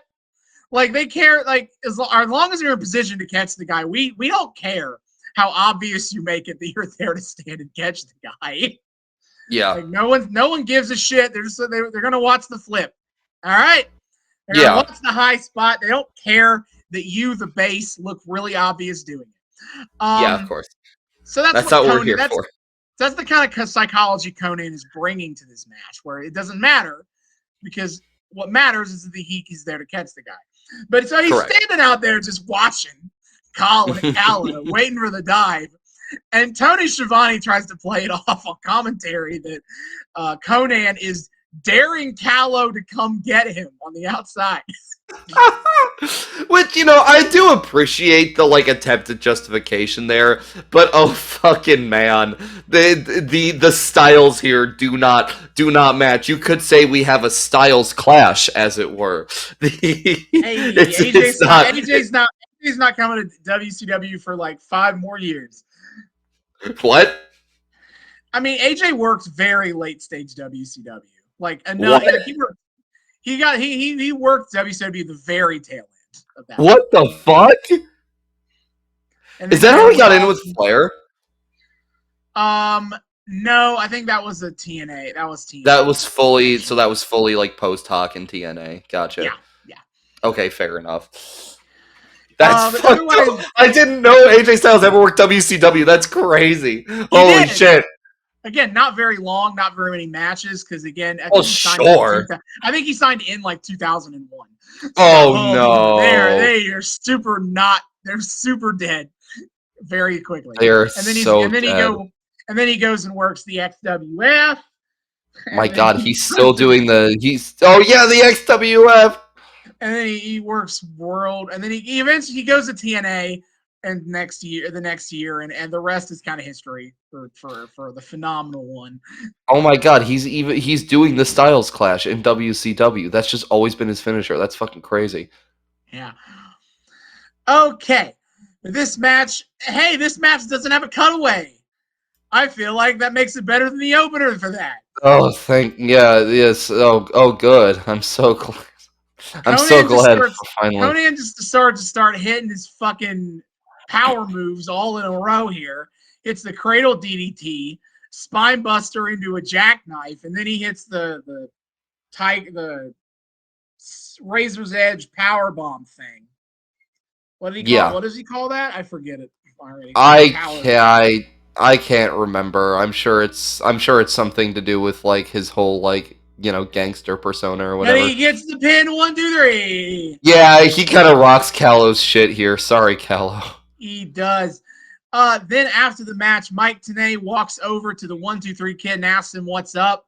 why you here? And he's My, like, I'm just, my I'm Mike just coming to Tenay enjoy the show, man. Mike Tenay says that we certainly haven't seen you in a long time in a wrestling ring in North America through those real quick little qualifiers there. You know, we haven't seen you in a long time in a wrestling ring in North America on a TV network owned by Ted Turner, specifically interviewed by me, Mike Tenay, while I'm rocking a respectable half chub. Anyway, Yeah, so like, he's so, like, I'm well, just because in the apparently hey he's been man, like just in want Japan. He's been in Japan right, for a right. hot minute. Phil running out that WWE contract. Yeah, But seriously. he's like, I'm just here to enjoy the show, man. You know, I wanted to come to War Games last night, but you know, I couldn't make it. And Tanae's like skeptical of this. He's like, Yeah. really, really, and really want to go to War Games. And he's like, well, yeah, man. Well, who won? I didn't see the results. I was on a plane back from Japan. I didn't see who won. And today calls bullshit on that immediately. Immediately. Like, he's like, yeah, okay, you don't know. Sure. So Oh my god. we will get more with Mr. 123 Kid later in the show. But for now, he's claiming he is just there as a fan. He's just in the front row. You know, he just wants to watch the show. He's not with He's not with the NWO. Don't ask me about that. Yeah, never. Don't know him. Never heard of them in my life. It is But crazy. This man's like getting this cool kind of like, you know, debut where he's in the crowd, and then of course he's gonna become 6, but then like he's gonna be gone within like 2 years, if yeah, that. yep, because he goes back to WWF the Raw after WrestleMania in 1998 to form Oh shit. he was there about a year and a few months. Because then he goes and does DX and Yep. shoots on Eric Bischoff for being a piece of shit when he I goes back mean, to Raw. nice. Yeah, I have to say, like, you know, Sean Waltman's clearly had like a bit of a rough life at points, but like the more I learn about him, the more I do kind of respect him. Like, dude clearly like knows ball a little bit. I have to say. Sean Waltman is by far, in my opinion, the best dude in the clique. Yeah, he is my number one member of the clique. I would agree with that. He seems, I don't know, he seems kind of chill at the end of the day. I don't know. Cool dude. I think he's a Yeah, cool dude. yeah, I listened to him some when he did post show wrestling review shows for AfterBuzz TV Network. He reviewed yeah. like NXT every week, and I always appreciated him being one of those old heads who doesn't just immediately shit on modern wrestling for being higher work rate than it used to be back in the day. Well, because he was kind of one of those guys. Like He was an innovator of his day. Yeah. he definitely was. Like the 123 Kid, like he could kind of do a lot. Like from what I recall from the little we've seen of 123 Kid, he was kind of a technician, but also like could do some cool like high flying shit of his own. And I feel like if he had been in his peak, 20 years later, he could have gone the fuck off. Yeah. So yeah, I think he's super. You know, I would be opposed to like to go into a GCW show and having it be like one of the like once in a blue moon appearances Sean Waltman does. Like I think that'd be neat. I'd be like, yeah, you fucking go, buddy. I think you're cool. So yeah, we're Sean Waltman guys here. I'm not afraid to say it. And famously, he had the bit on the WWE Watch Along. Because the WWE used to do like on your YouTube channel, you could watch like a feed of the pay-per-views of like a reaction feed of WWE pay-per-views with WWE wrestlers and personalities. Oh shit! And they had Waltman on that show during the Hell in a Cell 2019, the Seth Rollins versus the Fiend match, and Waltman just rants and raves about how dog shit that finish was.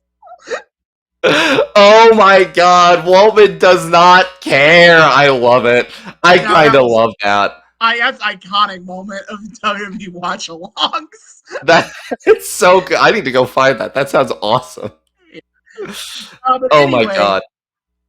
look, this next match is no laughing matter. Oh my god. It's Hugh Morris Oh my god. versus Brad Armstrong. Hugh The most, Morris, fuck, the versus most. who the fuck are you, Brad Armstrong? We still have an hour left. Get me the fuck out of here. Brad Armstrong. He was part of the Armstrong family of wrestlers. Son of Bullet Bob Armstrong, brother to Steve Armstrong, Scott Who? Armstrong, who was the Who? referee, Who? and Brian Armstrong, who There are a lot of he was strong arms out there. a Brian Armstrong. You know Brian Armstrong because that's the Road Dog. Jesse James, the Road Dog? Yep. Oh, fuck. Now that I think about it, which one is this? This is Brad Armstrong. Brad does kind of look a little bit like Road Dog Jesse James, now that I think about it. Yeah. Wait, what the hell? What the hell? That's the prodigy of the Armstrong family is Road Dog Jesse James? I think Holy his dad is shit. a legend from his day, but he's BG, good old Jesse James, easily the biggest name guy from that family. The reputation on Brad is that he was always the most technically proficient of his brothers in the ring, but not a good personality type, not a personality guy. Oh, that's unfortunate. Kind of bland. And, I could see the lack of seasoning on this guy from a mile away. And Scott Armstrong was a WWE referee for forever, for a long time in the 2000s. Oh, okay. Well, that's neat. But yes, Hugh Morris versus Brad Armstrong in the most "Why are we doing this?" match of the show. Oh, it gets a lot of "Why are we doing this?" the more it goes on. It goes for like 4 minutes. I'm not going to even pretend like I paid attention. I didn't either. I was paying attention to commentary. Tony Schiavone was coping and seething about the loss at Fall Brawl, saying Paranoia defeated WCW, not the NWO, which, while a valid point, cope and seethe, loser. You also did lose to the NWO. You also did lose directly to the NWO. Larry Zbyszko is talking. They're talking about how Hugh Morris clearly has a few screws loose, and Larry Zbyszko goes, professional wrestling doesn't attract brain surgeons.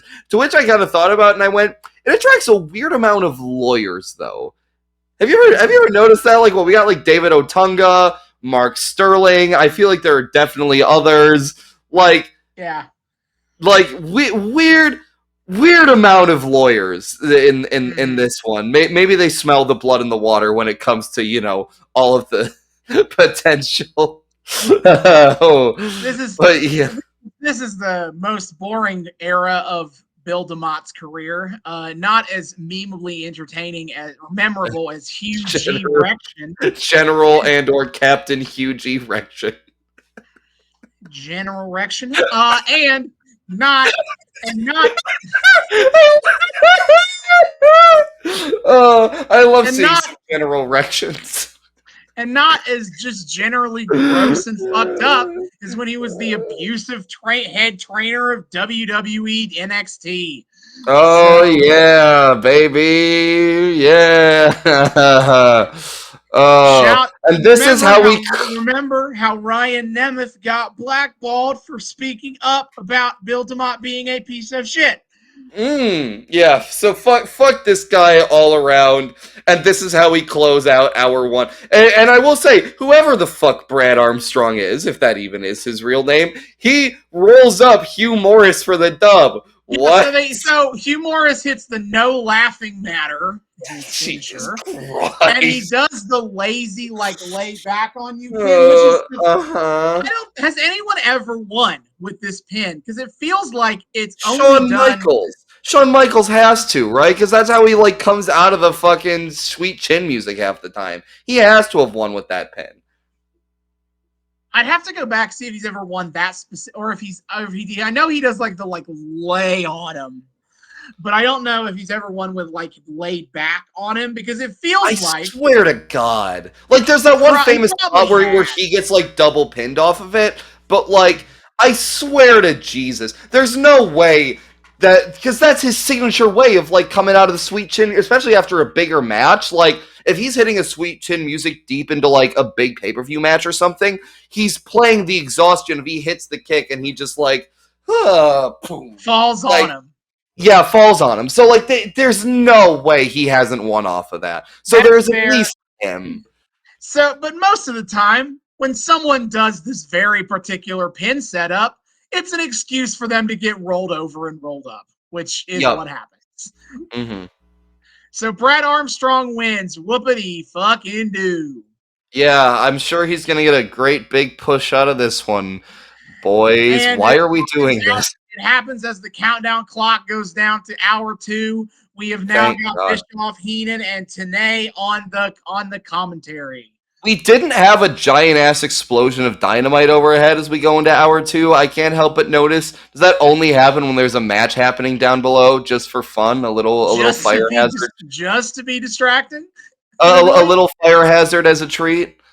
Yeah. Yeah. So then we open hour 2 with Mike Tenay interviewing Randy Savage about his match upcoming and his match coming. He's like, "Oh yeah, we're in the same well, we time." do. Sorry. We do. Don't we start with cutting to NWO outside? I don't. I think that's after this. After the so he talks, we cut, and then we do the Savage match. We have his match. Yeah. Gotcha. Okay, sorry. Keep going. He's like, "Oh yeah, same time, same place." And he's a million miles below rock bottom right now. And he's just ranting about Hogan. He's like, "Oh, Hogan, I'm down to one marble. And that's the trouble. Because if I lose that one, it doesn't really matter anymore." Sure. I really don't understand this pivot to the idea of Randy Savage being insane. Because what that was is he was singularly focused on beating the shit out of Ric Flair, which Ric Flair stole his wife and by proxy all of his money. So, I think it's pretty fair for Randy Savage to be obsessed with kicking Ric Flair's ass. And now they're trying to sell him as like this like wild, crazy dude. And like that, I don't know. It feels like a step too far for me on Savage. Yeah. Man, it would have been so cool if they had actually kept Randy Savage not NWO for the entire run of this. Like, there's so many wrestlers I can say that for. I know, but like, man, they portray him so early on as a powerful force that can stand up to them. Like, even from the first introduction, I remember him getting like carried off by the limo during the backlot fiasco at Disney World. He jumps the limo. He jumps on the limo while they're trying to drive off. Like this would be like in current day AEW if Cope ends up like joining the Death Riders. And now of course I'm gonna speak that shit into existence. But like it would be like presenting him like this and then just having him turn coat as part of the like oops, everyone's NWO now is just so like it's such a letdown, man. It would have been imagine if they never put imagine if they ended the NWO at a normal fucking time.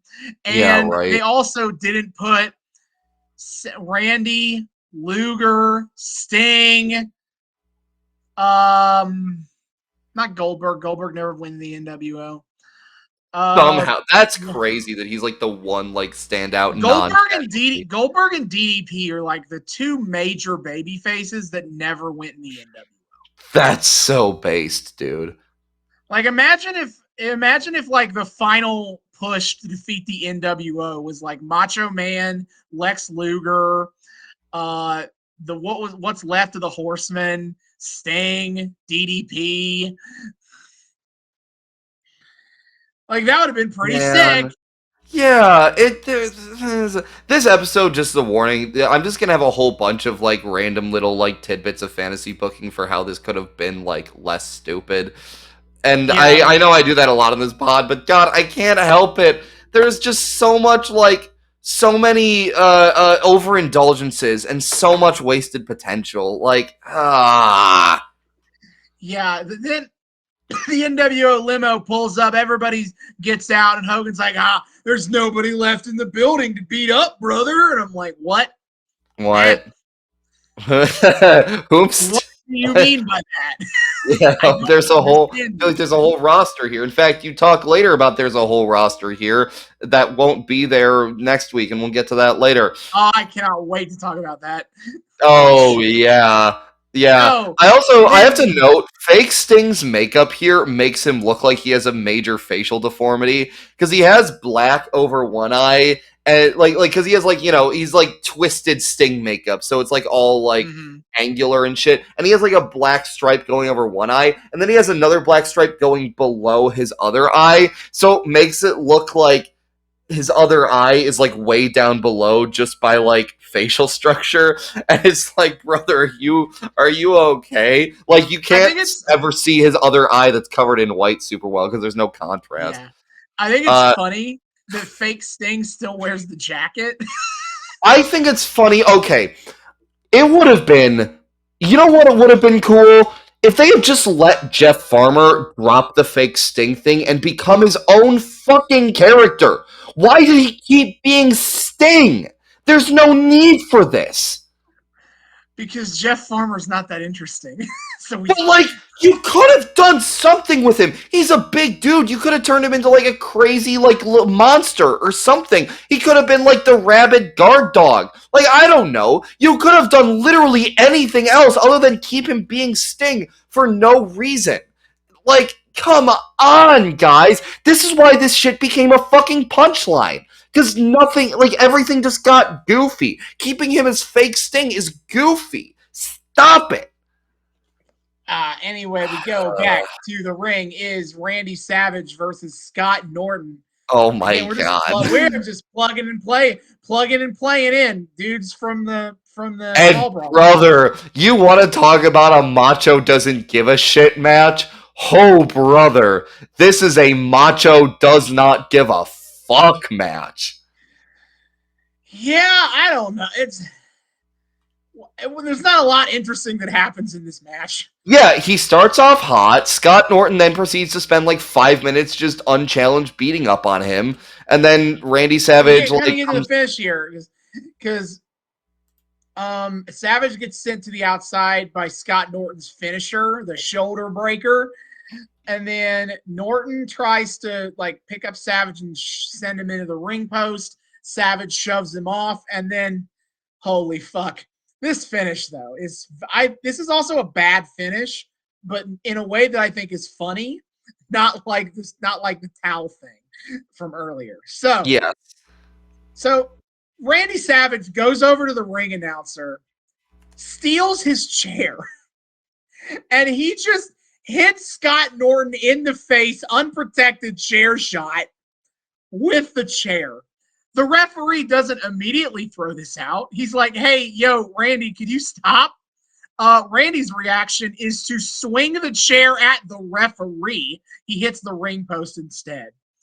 And yes. then he hits Scott Norton a few more times with the chair, then gets DQ'd. Yeah, so not only is this a Randy doesn't care match, this is a Randy doesn't care match that ends in a fucking DQ, not even a legit This finish. Randy Savage Holy just God. rage quits the match.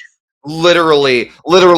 Based though, he does like murk Nick Patrick and Yep. stay out. Yeah, but finally we are here to the match of the night, of course, because we get Big Bumma in a half promo being like, Glacier, wax on, wax off. Wax off.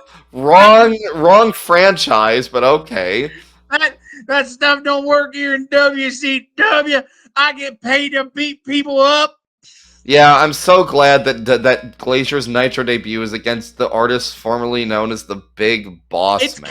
It's kind of it's kind of unexplainable in a funny way that like Big Bubba Rogers, the big boss man, just hates this dude, hates this karate dude.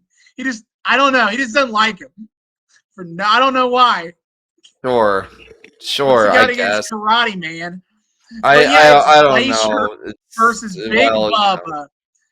They have the the white long, helmet, the fake long-awaited debut snow. of Glacier on He's doing Nitro. the karate. So this is Glacier performs, according to Bischoff, his kata, which is a traditional martial arts exercise. Oh, A holy shit. cursory glance at YouTube has helped me determine that that kata was in fact a bunch of bullshit. Look, Eric Bischoff also loves mall karate. Yeah, Um, I know he does. And that's so definitely a mall karate ass kata from the little I've seen, from what I've perused. Eric Bischoff is so hyped doing play-by-play in this match. He is Oh so my happy to be god. calling karate kicks. Oh my god. Anyway, Glacier gets Well, in the ring Bischoff and they give Bischoff is him also the surprised, real quick. Bischoff is also surprised that one of Glacier's eyes is blue. Clearly, he's never heard of heterochromia.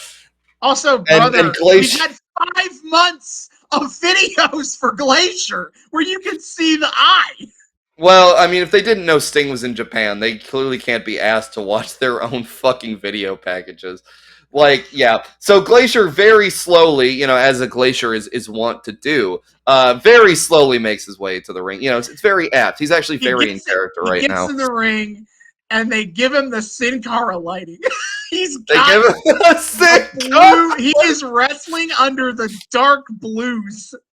Absolutely. I have to say, the fact that he makes it snow, I imagine that Blue Cane has sent him a cease and desist. Blue Cane, who is a purist, a legal copyright purist, is I'm sure sending him a cease and Yeah. desist as we speak And then from the this future. match. Okay. Why are they throwing all of their stock into fake Sub-Zero? I don't get it. Is it They really literally thought that they were. Bischoff? Is it They really really that thought Bischoff just is this obsessed with mall karate? that, and they really thought they could get something with this fake Mortal Kombat stuff. Like they were gonna get rid of the culture.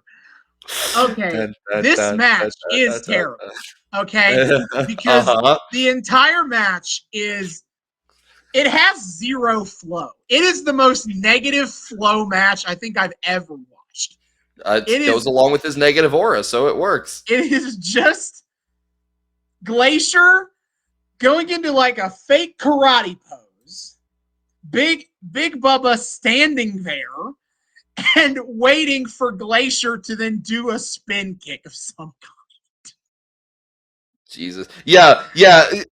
Like, you really. Why the fuck was Big Bubba the guy you had face this dude? Like, this is so clearly not a Big Bubba match. You could have thrown anyone else in there that could have been ready to work and sell this shit better. But it's fucking Big Bubba. He's a he's a fucking oaf, dude. Like, they really do just stand there until Glacier needs to hit his next move. Like, there's not. It's the kind of thing I don't always think about and remark upon in a match, the way that moves flow into each other. Well, yeah, because usually it's a standard part of the craft. Until I see a match where they aren't doing that at all. Not in the slightest. And sometimes Big Bubba will counter Glacier and hit like a power bomb or something. But then Glacier just gets right back up and we're right back to it. There's no. It's like watching two dudes who don't know how to play fighting games try to play a fighting game. They just stand there until they hit a button at each other. Jesus Christ. It is awful. And whatever, he wins with a reverse. Glacier wins with a reverse roundhouse kick or some shit. Bobby Heenan half sarcastically acts like this is the coolest thing ever. Yeah. Eric Bischoff is so excited, is like never been happier on commentary. I don't know what Tenay doesn't really add anything. I would have liked to have seen him like try to pretend that like there's some Japanese lore he's got to be here to impart to the masses. And again, Glacier claims to have studied with Japanese wrestlers and yet did no real wrestling moves. He just did karate kicks. I know, it's so bad. It's not like he didn't do any strong Uh, style esque no, spots. He doesn't of do any course not. grappling that would make it look like he trained with fucking all Japan wrestlers. No, No. Yeah, no, of course not. Because this isn't of course he didn't go to fucking Japan. He's the most normal ass dude ever. Like, and of course nobody in watching WC. Okay, well that's not true. But like for the most part, if you're watching WCW in the 90s as a casual fan, you're not going to know or give a shit about what the fuck Japanese wrestling is supposed to look like. And I'm sure it didn't even cross your mind during that, like, pro or the pre tape that what he was doing was like would have been, oh, go study wrestling in Japan, like, you know, like you would have just seen it as flavor text. But man, if you actually know anything, you think about this more than like 2 seconds, it sucks. And even if you don't know anything, and you're just watching this dude do mall karate, it still sucks because the work rate is ass. The workflow is ass. Everything about this is ass. bro. One big icy ass with a demon face on it. After the match, you got Bischoff being like, "Wow, it was a real combination of martial arts, jiu-jitsu, and Shotokan karate." Brother immediately knows he made a fucking mistake. And he's still doing his like fake little kata dance after the match too, which like looks better. It looks better, I think. But I still don't fully believe there's actually like a real kata happening here, at least not a terribly high quality one. Okay, I'm going to be insane here and say that like a better worker could have actually made this gimmick work and be. No, I think so. I think it's goofy as shit that it's a Mortal Kombat ripoff, and I think it should not have been that because it's just too goofy for me. But like, if you had done something in this vein, yeah, of course. Like this is you're kind of like it's Malachi Black, right? Like yeah, the jujitsu guy. My justification was also Chris Kanyon becomes Mortis, who is like another fake Mortal Kombat looking dude who feuds with Glacier, but Chris Kanyon is good, and so Mortis is good. That's imagine that. Holy shit. Anyway, finally we get to what we came here for. As Sting comes out, and they make a big deal that he was not supposed to be here tonight. Yeah, they're just very bad at keeping track of Sting's whereabouts here in WCW. Yeah. So Sting gets in the ring with a microphone, and interestingly, the whole time he turns his back to the hard camera. Yeah, that was a cool choice. Yep. And then I got the whole promo here, so let's get on with it. Let's do it. Sting says, I want a chance to explain something that happened last Monday night at Nitro. Last Monday night, I was on an airplane flying from LA to Atlanta. When I got to Atlanta, I tuned in the TV to Nitro, and I thought I was watching a rerun. It was a very convincing film, often imitated, but never duplicated, though. And what else did I see? I saw people. I saw wrestlers. I saw commentators. I saw best friends doubt the Stinger. That's right, doubted the Stinger. So I heard Lex Luger say, I know where he lives. I know where he works out. I'm going to go get him.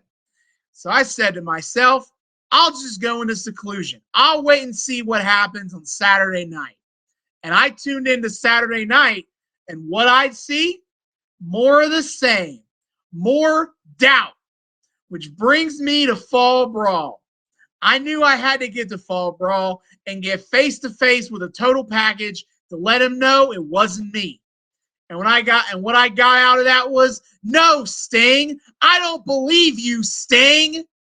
Well, all I got to say is I have been mediator, I have been babysitter for Lex Luger, and I've given him the benefit of the doubt about 1,000 times in the last Let's 12 months.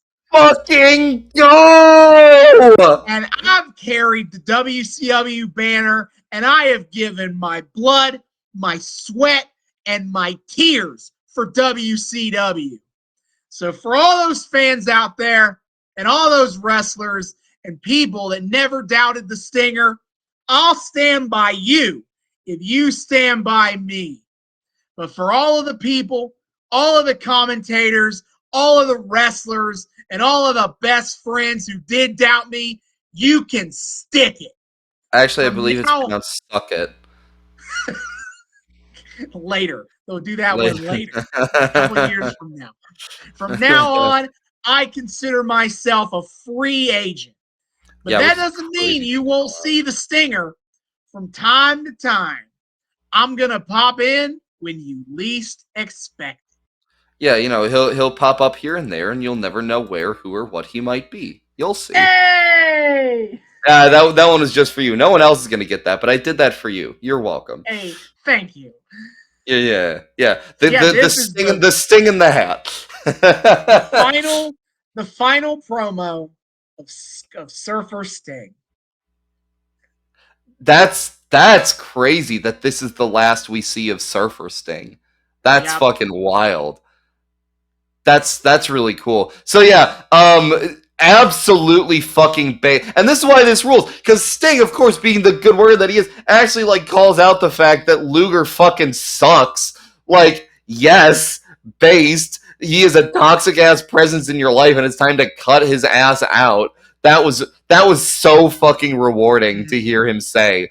And then yes, he's a free agent now. So that's gonna be interesting to see how that like is Right. interpreted storyline wise. Although I think what's really cool about the like not facing hard cam, like A, like he's not playing the company game anymore, but B, it then, and I thought this was kind of clever, it then gives camera an excuse to get a different angle on him, and it was a really cool angle. It's shot from down below, from the side, so it kind of gives him this different presence than most other wrestlers have when they're you know just cutting a standard promo. So that was tremendous. This was a really good promo. It was, you know, it was nice to see Sting.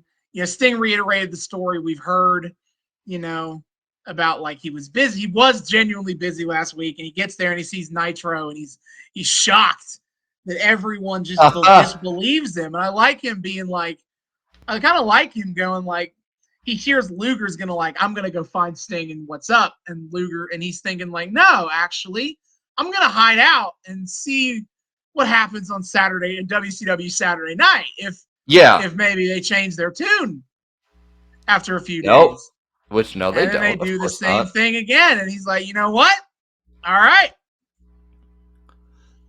Yeah, right. Like it's kind of cool to like see this side of Sting. Like this is a really Sting is the most trusting, forgiving babyface. It's a kind of endearing quality about him in that way. It really is. And so it's I like seeing, and again, this is where the NWO could have shined if Eric Bischoff weren't the worst, because like there is a lot of interesting psychology that could come into play in a situation like this. Everyone's paranoid. Everyone's off their game. Everyone is like hurt and confused and just not in a good place. And in a moment of doubt, they doubt Sting, the most company man they've ever had. The companiest of all man. And like to see that something has broke within him is a really great character beat that makes a lot of sense with this story. And yeah, so he will now be a free agent. Which obviously is going to feed a lot into these questions of his loyalty, because he himself is refusing to say where his loyalties lie. Which again is justified by this promo, because he's so fucking he's clearly in the market to like test whether people actually like are willing to trust his ass or not. He would have been So yeah, he of would have been course. W he was gonna be WCW, but they all broke his trust. And so now it's like, Mm-hmm. I don't know. Maybe I Now, will. now we have Maybe I something. will go over to the NWO. Mm-hmm. Mm-hmm. Kind of fucking with them. I like that. So yeah.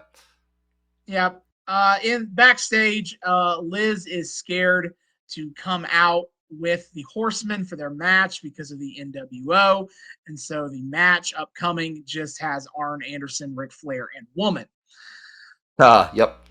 They are taking on Marcus Bagwell and Chris Jericho. Yeah, I didn't know Marcus Bagwell ever was like hanging out with Chris Jericho. Yeah, whoa, man. I'm already weirded out by this era of Marcus Bagwell. I know Bagwell from two different eras of him. When he's with Scotty in the American Males, and when he starts teaming up with Scott Steiner and he becomes Buff Bagwell. And they're Yeah, not too shitbag and which heels. is the name I know him for. It's Buff Bagwell. Yeah. Yeah, now we're in this weird era where he's just Marcus Bagwell. I know, and he's like a young guy, and he's palling around with fellow young guy Chris Jericho. And I have to say, so they make their entrance, and they're like, they're like best friendsing it up essentially. They high five, and right as they high five, pyro goes off behind them, and they seem like legitimately excited by that. Like that wasn't necessarily part of the plan, but they'd been like talking backstage, like, oh, we should totally try to like time our high five so it goes off with the pyro, and then it doesn't, and they get legitimately quite excited about it, and like, yeah, okay, that's pretty cute. I endorse that. yep. Then after the Horsemen come out, they all get in the ring, but right before the match starts, we cut to the 1-2-3 Kid. Yeah, he's holding what I thought was like, it looked like a really old ass like camera. Like one of those fucking wind up cameras for a second. It is like a big ass like detonator. Yes, yes, that's what I later realized. He flips a switch, and it takes forever, but suddenly, from the ceiling falls the propaganda flyers. He's NWO. He's the sixth member. Oh, what a shock! None of us ever saw this coming. Eric Bischoff gets pissy and he's like, "Oh, for fuck's sake, another one, huh?" Yep. Which, hey, same Bischoff. Bischoff gets his hands on a lot of the papers, and we do cut away to the commentary team so he can read off some of the paper, some of the flyers that have been dropped on the. And they drop everywhere. They're all over the ring. They're all over. Oh my god! They must have had like thousands of these things, if not more. But Bischoff pulls out a couple of the papers. One of them says, "We beat you. Now you're paying all the bills." And another one says, "NWO, we'll do TV our way." They're really playing up this idea that the NWO has now contractually owed a television show of their own. And this is really funny in retrospect. Like because obviously this was based on real life, like things WCW was trying to do. Mm-hmm. Eric Bischoff was always kind of fascinated with the idea of splitting off the NWO from WCW as a brand. Therefore, he gets two big high money-making brands for the price of one. Yeah, well, he was trying to create a very WWE would later do it with Raw and SmackDown. He's trying to do something similar to that. Jesus, it just the never OG brand split with NWO. It never got off the ground, and we might and we'll probably encounter more of this going on. But a big reason it never really gets off the ground is because they'll do things like they will rebrand episodes of Nitro as NWO Monday Nitro. Obviously, they're going to get their pay-per-view NWO sold out, and those shows sucked ass and everyone hated them. So, like, they never can really get enough fan interest in just an NWO show. Well, yeah, because the cool thing about NWO is that they're the invading force. When you take away the invasion shit, it's just like, a bunch of annoying, tedious heel shenanigans, and that's And it. it's just dudes. A lot of Again, the old dudes too. overindulgence. Bischoff is a fucking hack, man. God. Like, and it's like it's wild they were trying to do this shit in '96. This Yeah. angle has existed for 3 months, Yeah. and he is trying to spin it off as its own show, so he can It have really like WCW and NWO. it really makes you question if this was ever like really creatively inspired or if this was just like he saw dollar signs and just happened to stumble upon some cool moments on his way to his very bad attempt at the world's first ever wrestling brand split. Who's to Like, say? man, I don't know. Oh, but okay, so here's the thing. So on commentary, I didn't take match notes across any of this show. I'm so sorry. I was just so like I didn't either. It's fun. to say, but like, I mean, they don't care about the fucking in ring work. Why should we? But yeah, That's a so good like, point. Bischoff is like blah blahing about the NWO's demands and like the contractual obligation here that like, uh, you signed the piece of paper for us to be in this match, so so it's time to pay the piper, bitch. And like, okay, I don't trust that this was super intentional, but you could argue that if Bischoff weren't NWO, which again, as far as I think we've established, that was not the plan by this point. Um, the NWO has leverage over WCW because WCW was cocky and decided to humor them so they could own the NWO in the free marketplace of ideas, aka the wrestling ring, and thus And how did it structured go? and thus structured their programming around doing that, which then by default prominently featured the NWO in top matches as this shit went on. And then WCW started to get owned epically, and they were in too deep because now the NWO was a major part of their programming. They'd have to cancel shows, they'd have to cancel big money matches, they'd have to lose money. And Carney's gonna Carney, they're not gonna do that. There could be something really interesting to explore here if Bischoff weren't a fucking hack. And then, but like, yeah, in retrospect, Eric Bischoff is NWO, so obviously he's just bullshitting here in retrospect to, like, make it make sense as to why he's following through with any of the shit that this completely unaffiliated brand is doing with them. But, like, you could have had such interesting subtext here. It could have become the text and been even more interesting if you had done anything cool with this storytelling. Yeah. I'm very curious if they actually write out this plot line about the NWO getting a TV show, because obviously that doesn't happen. That does not Um, happen.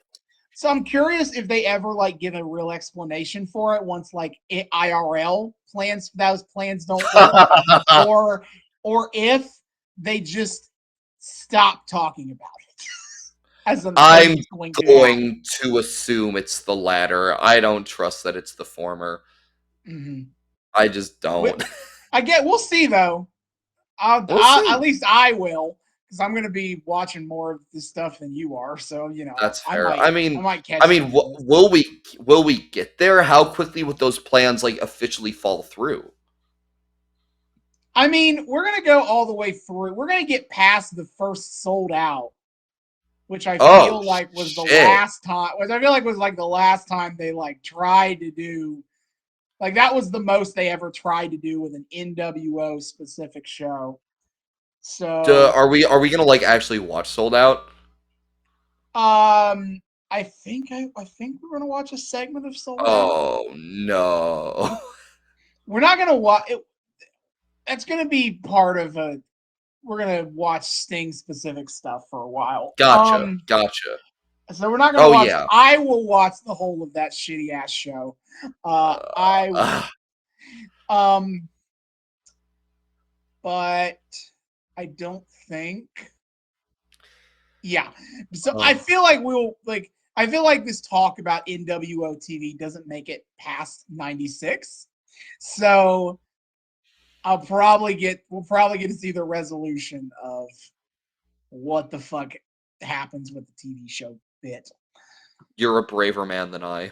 Anyway, Ric Flair and Arn Anderson versus Marcus Bagwell and Chris Chris Jericho. Jericho. This is somehow not the main event because we still have another fucking tag match to I go have after this. things, even for a Benoit match, I got shit I got to say about the main event. God, I know.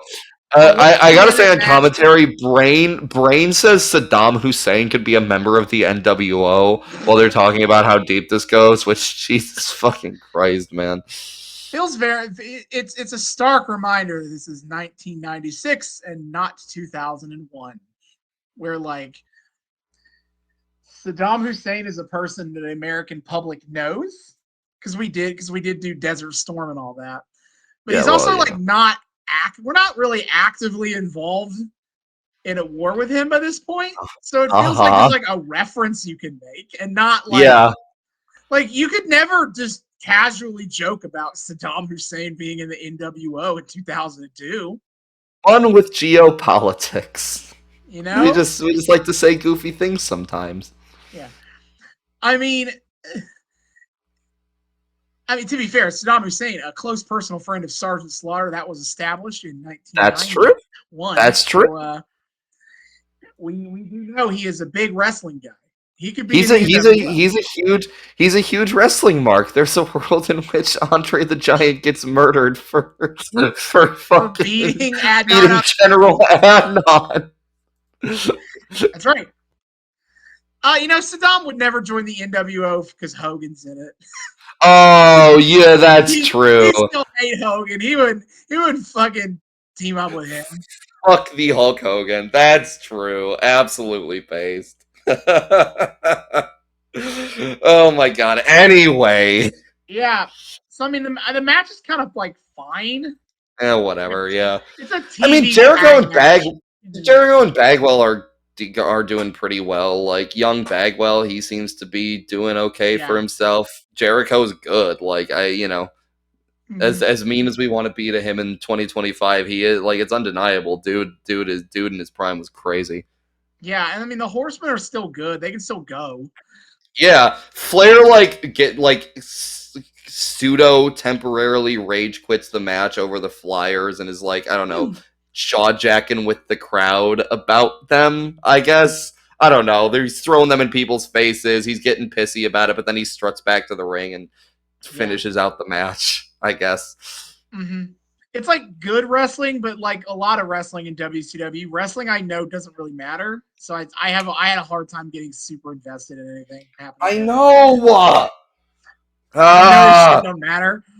It don't matter. They're working. The Horsemen are working over Jericho's knee, and good God, finally another cutaway to the NWO. Yeah, at least it's picture in picture for like 5 seconds. Now Waltman is with him. And they're getting out of a limo again. Yeah. Great continuity, guys. I just assume they've been just kind of dicking around, tailgating or whatever, but yeah, it makes no sense. They're like, where were they? Where were they coming from? I don't know. The whole gang gets out of the limo and they're laughing up about how everyone bought the fake Sting thing. Giant has a boom box and he's trying to fiddle with it. He can't get it to work, and Nash gets about how it's raining outside. But he gets it to play, and it's the voice clips they use to trick everybody about Sting. Yeah, and they're laughing their asses off that everybody bought it. And one thing I did like is that when they get to the part of the clip where Sting is going, "You can trust me," Jeff Farmer steps up and starts saying the line too. And I kind of feel like vocally he kind of could sound like Sting if they had to keep it going. And like here's the thing too, like with the makeup, even like seeing him a bit closer up, like the makeup does enough that it is like his facial structure is similar enough. Like he's got kind of that stronger jawline, he's got the wider face, he's got similar hair, not a perfect replica, but like like there is something to be had to the like the swap out. I can see why they picked Jeff Farmer for Yeah. this. But he's like, you can trust me. You can trust me. And he points to the Yeah, NWO shirt. You can trust the NWO. that was a good that was a good moment. So Unironically, they're that was just that was a, laughing their asses off that they fooled everybody about this dude. crap.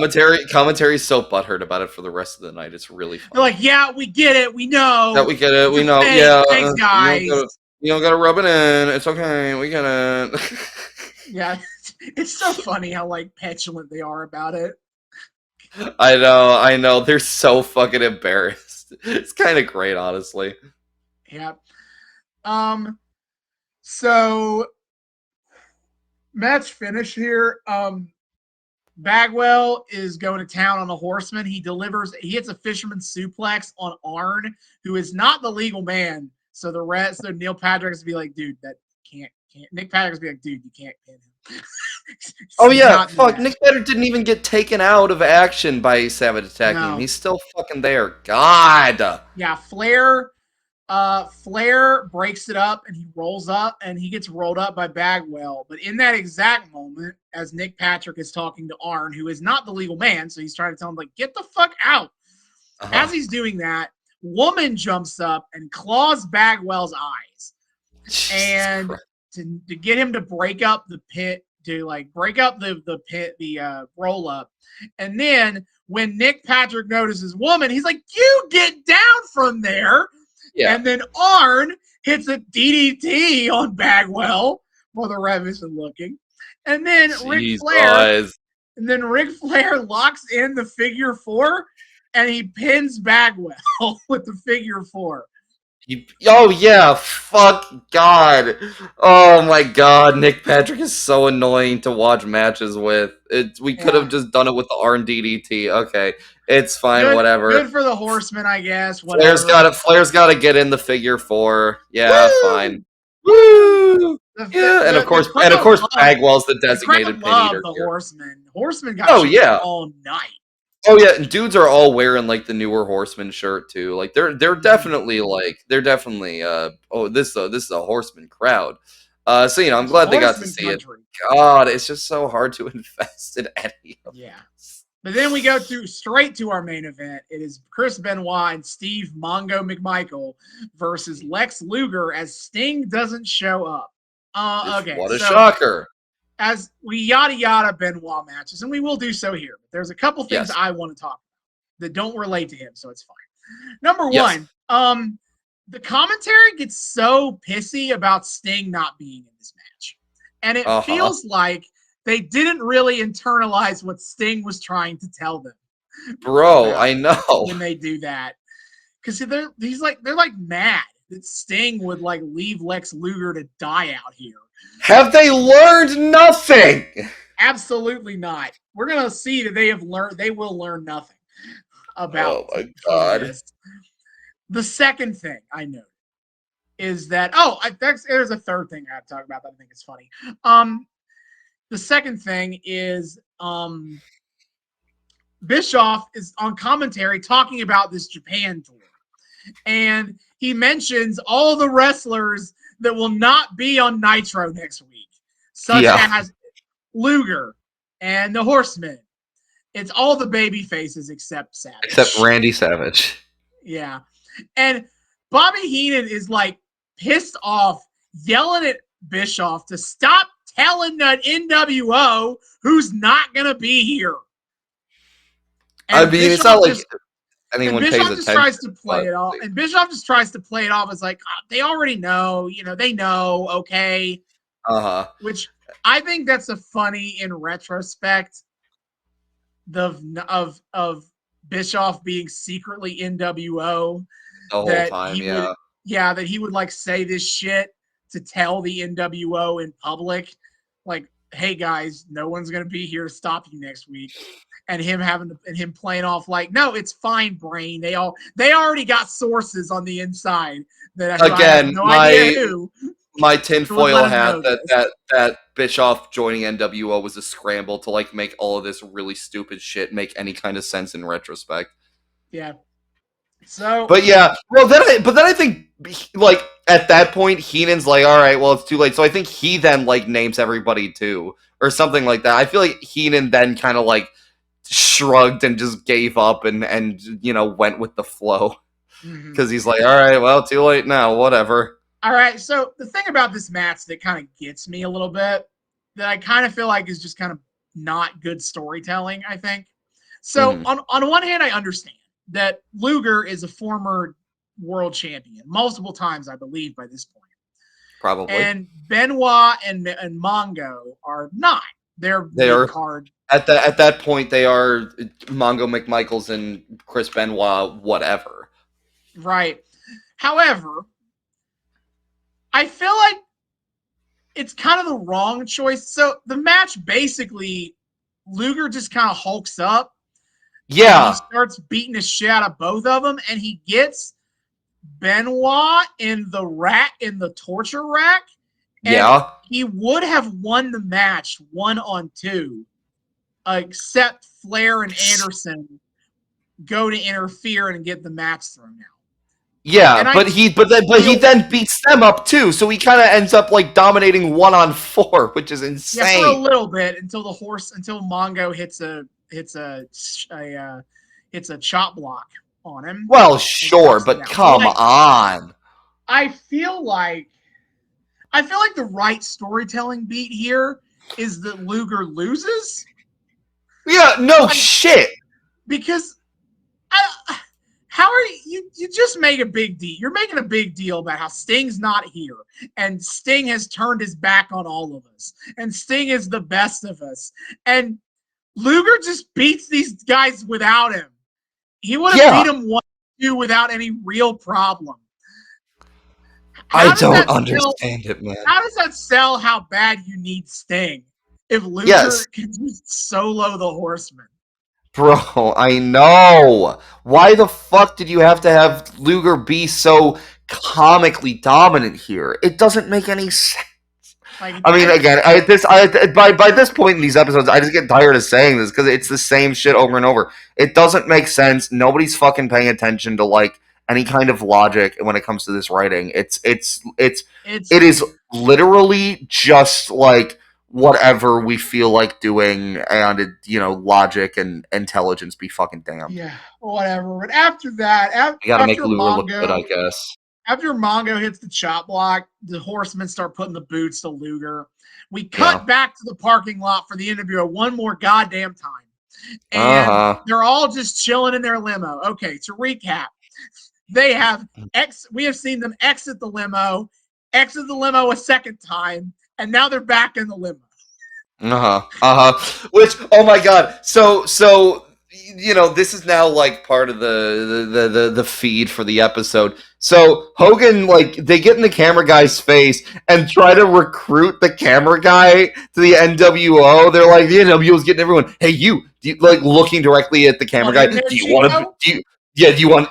Oh yeah, it's Scott Hall going. You want in there, Chico? Which is a hilarious bit of foreshadowing for how absurd this shit gets. Yeah. But So then it turns out they have a monitor in their limo. Yeah. They have another cute little monitor in the limo watching Nitro.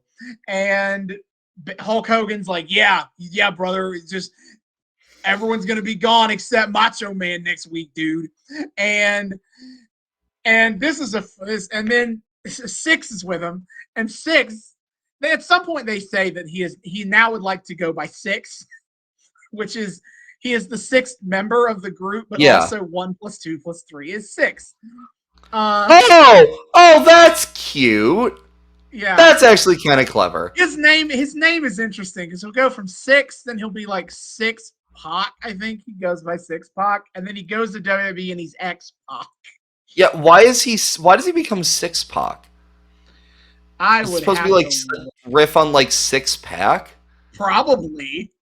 but why Pac? Why not just say Six Pack? I don't know. Okay, no, fair enough. Oh no, okay. I have the timeline wrong. He's 6 in WCW. Yeah. He's X Pac in WWE, and then in TNA he's 6 Oh. Pac. Oh, okay. That's what it is. Okay. There we go. Okay, yeah, because I thought it was I thought it happened later, but I was trusting your judgment there. Yeah, okay, that's Okay, where we okay. are. Apparently Six Pack was a nickname he had in WCW. That sounds about right. Okay, that's why that's how we get from Six to X Pac, X Pac, X Pac, whatever. They kind of use both, quite frankly. Yeah, well, yeah, but like, I mean, it's cute. Like, I don't know, I don't mind it. Anyway, Six is like talking to Hogan, and he's like, "I gotta be there next week, man. My favorite is Macho Man." I know. And my Again, thought I was, legitimately they're quite all like just Sean they're all Waltman just here. they're all just joking around. But I hear him say his favorite is Macho Man, and my first thought is Hogan going, "What did you say, brother?" Yeah, yeah. Well, I didn't. I thought this dude, Kev. I thought this dude was cool, brother. You said he was. You said he could fit in the group, dude. I don't Well, see, know. I didn't call it out earlier, but like Ice Train in his match against fucking DDP hulked up toward the end, and we have fucking Lex Luger hulking up in his match. Who is just suffering fucking indignity after indignity on this episode of Nitro? He's holding in the rage. No, Hogan's like, oh, all right, it's your favorite, huh? All right, brother. And he's like, well, now I'm the world champion. Maybe I can get all you guys backstage passes. And they're all just Yeah, giggling and laughing to each other. yeah. That was fine. Like cute Yeah. enough. And then we cut back to the ring before they fade to black, and it's just Luke lying face down in the I ring. know, and they're like, and commentary being like, well, shit. Sucks to suck, legs. Sorry about that. Yeah. I know, he's dead. He's convulsing a little bit. It's fine. He'll be fine. Oh, So oh, yeah, that God. does it for this episode of Nitro. Much like Fall Brawl, carried by Sting and Luchadors. Which, of course, these guys are all treating terribly because, God forbid, we feature any of the good shit on this fucking Mm-hmm. God-forsaken company. Oh, my So then, God. when next time we're gonna jump a few weeks into the future because Sting said he would pop up from time to time, Ah. and we'll never know when or even where. Wink, he might show up. Ah, flap flap. We're gonna skip on ahead to the Nitro before Halloween Havoc. Oh, we're getting a little havocy around Halloween. It That's is. always fun. It's true. But until then, David, hit our plugs. Yes, sir. Dear friends, thank you all so much for joining us on yet another episode of the Noobs and Knockouts podcast. We are so delighted to have you here. First, returning listeners, viewers, what have you. Thank you all for once again welcoming us back into your eardrums, your eyeballs, whatever it is you use to consume our content. We're just, so delighted to have you here, and thanks a bunch. New people, hey, hi, how's it going? Welcome to the show. We here at the Noobs and Knockouts podcast like to think we are friendly to both noobs and knockouts alike.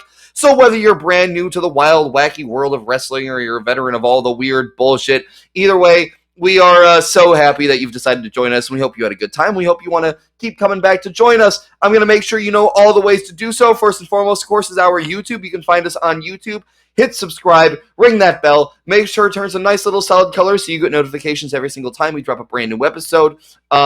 Check out all of our playlists. Austin is kind enough to organize all of the storylines that we follow into their own separate playlists. So if you can follow something all the way down without having to skip around a whole lot, it's very nice. It's the video version, so you get to see our beautiful faces and just watch as our expressions sink into utter pain every fucking time we touch the 90s over the course of about 2 hours. There's something fun to be had there. So there's always that on the video version. And In we the always 90s, we hated a very famous this TV TV show. show. Yeah. But yeah, so Jesus, fuck, that's true. Generic '90s grunge song. So I'm pretty sure that's just the opening to Raw is War. So anyway, we always appreciate that sweet engagement on our YouTube videos, likes and comments and playlist ads and all that good shit. It helps us out tremendously. So, please make sure to do so. And you can subscribe to us, hit that little bell, make sure it turns a solid color so you get notifications every single time we drop a brand new episode. All that good shit. If you're a fan of the audio only experience, we have you covered there as well. You can follow us on Spotify, Google Podcasts, Amazon Music, or Apple Music, Amazon Music, Apple Podcasts, Amazon Music. Jesus Christ, I got there eventually. Literally anywhere where you listen to podcasts, we're available. Our RSS feed takes us far and wide, all right? So you can listen to our show wherever the hell that may be. And, we always appreciate that engagement there. Download our show so you can listen to us offline. Give us those reviews and ratings that can be so helpful, and maybe let more people know that we're pretty fucking cool, and maybe more people should be checking us out. Just maybe. All that good shit over on the audio only versions, Spotify, Apple Podcasts, Amazon Music, yada yada yada. Wherever. Where the fuck ever. Listen to us, please. We like that. Thank you. You can also find us, of course, past this little void that we keep winding up in against our wills, on other places on the internet as well, other voids, if you will. First and foremost, of course, is our Twitter. You can find us at Noobs and Nox Pod on Twitter. That's at Noobs, the letter N, Nox Pod on Twitter. Come say hi to us there. We do the whole Twitter thing. We meme it up. We discourse it up. We put up a post every single time we drop a brand new episode, so you guys always know what the hell is going on. Highlight of our Twitter is weekly wrestling live tweeting, which I'm currently not doing because I am directing a show, so that'll be back in March. I'll talk more about it there. This is also the part of our show where we feature Austin, sharing what he's watching, us talking a tiny bit about contemporary stuff, giving recommendations for all the noobs in the audience. Maybe not always the most mainstream of things, but just checking out what there is on the tube that Austin's following along with. So what's up, my friend? Oh, I feel like I'm letting down this segment this week because it's really just AEW for me right now. I've not. No, that's just fine, man. I've not made a lot of time to watch contemporary wrestling. Find it. I've been busy with my work. I'm a state auditor for the state of Ohio's. He's really fucking. I gotta say, he's really fucking cool and smart. So shouts out to the co-host here. We had a busy chunk of time the last couple of weeks. Audit season. But we obviously watch AEW every week, especially because me and David are doing a fantasy wrestling league. Yeah. That's helped me a lot pay closer attention to AEW and not fuck yeah. So fuck yeah. The scores. Shelty B, Hurt Business is the GOAT. I don't want to talk about my team. We're not doing great. It's fine. I still want to talk more about AEW. I'll talk about how I watched the women's Royal Rumble and the end of the men's Rumble. I watched the women's Rumble because I watched the women's Rumble because I was like, all right, let's see what happened here. It was fine. I am in a weird place with Royal Rumbles, and I don't know if it's me or what. I keep tuning into the Royal Rumble every year, the last few years, and I just kind of leave thinking they're fine. And I don't know if that's because I don't care about WWE very much anymore, or if it's because Def Rebel are hacks, so all the music sucks, or what. That's very possible. So it's like I feel like I need to watch older Rumbles and compare and be like, has it gotten worse? Or have Rumbles always kind of just been matches that are propped up by cool entrances? That's fair. I don't know. I liked last year's Rumble. I was pretty pleased with last year's Rumble. It helped that Bayley won. It's true. Charlotte winning was a decision all time. But I was like, all right, Rumble was fine, but nothing that I really was like, oh yeah, man, can't wait to watch the rest of this show. I'm just gonna go turn on Collision. And so I I watched Face. Collision, and then I turned the Rumble back on at 10 o'clock. So I got to watch like part of the men's Rumble. I got to see Uh, enough to watch Logan fucking Paul eliminate CM Punk, and then um and Jay Uso win the whole goddamn Rumble.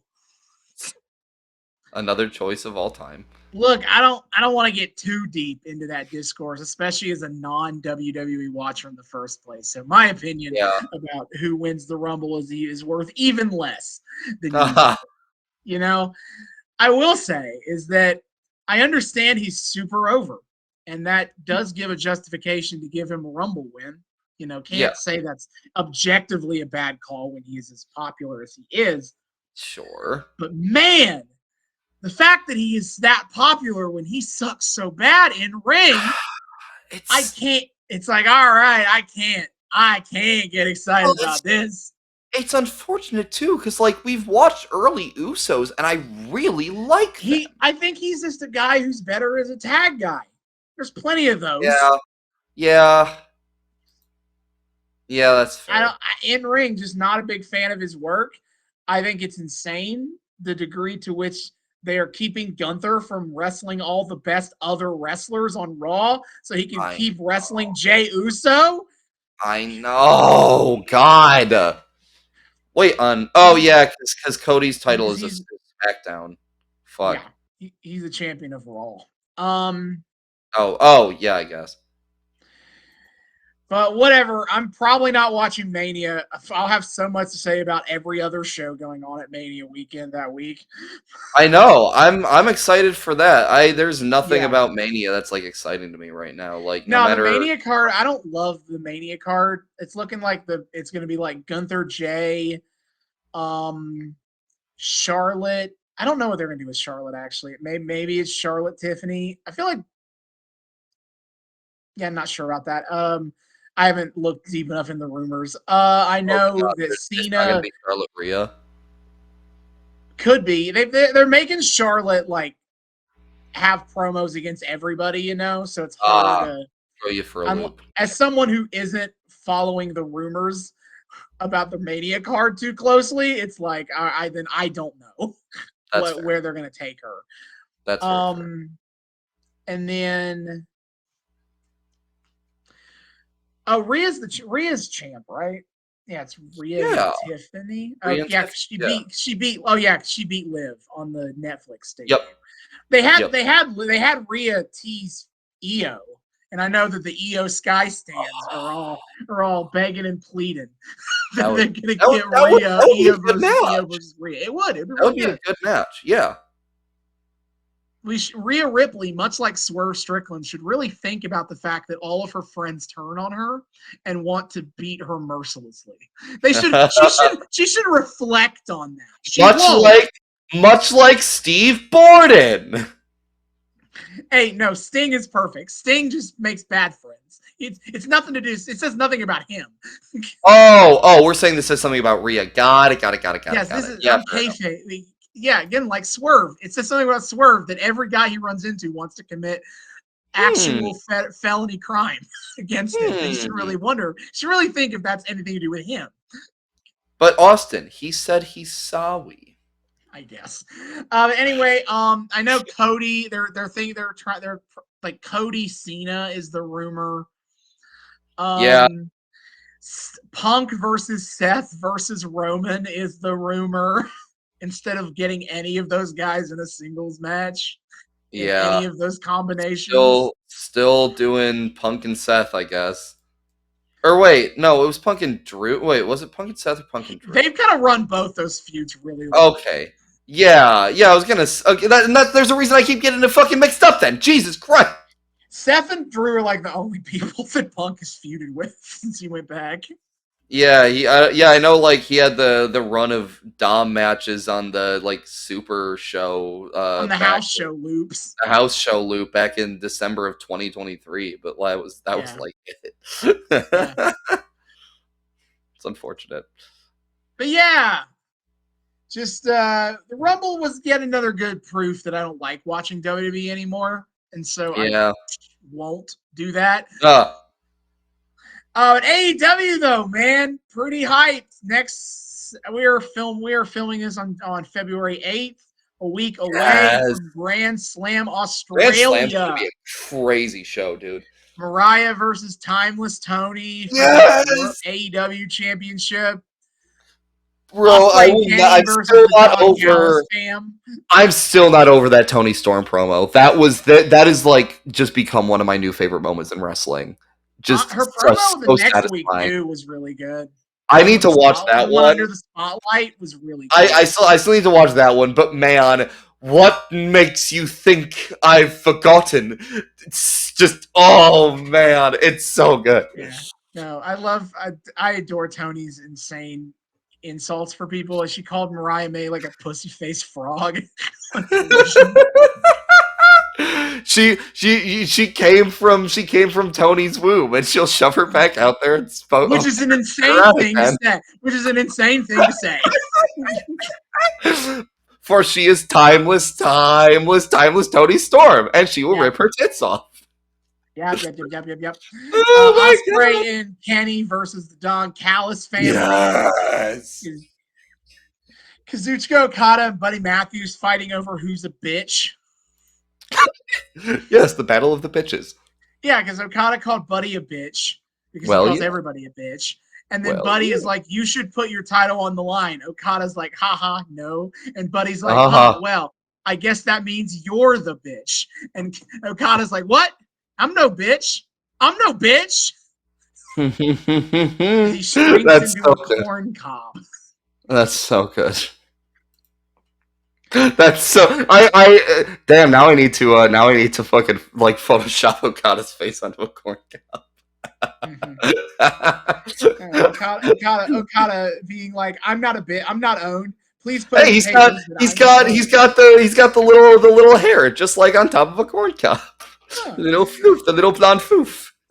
Then in a Brisbane brawl, the Death Riders versus Jay White and Adam Copeland. Yo, we do love just shit getting violent up in here. It is. That's airing live on TBS because it's replacing Collision's air spot, but also happening after the NBA All-Star bullshit. Yeah, I guess. Yeah. Great. Awesome.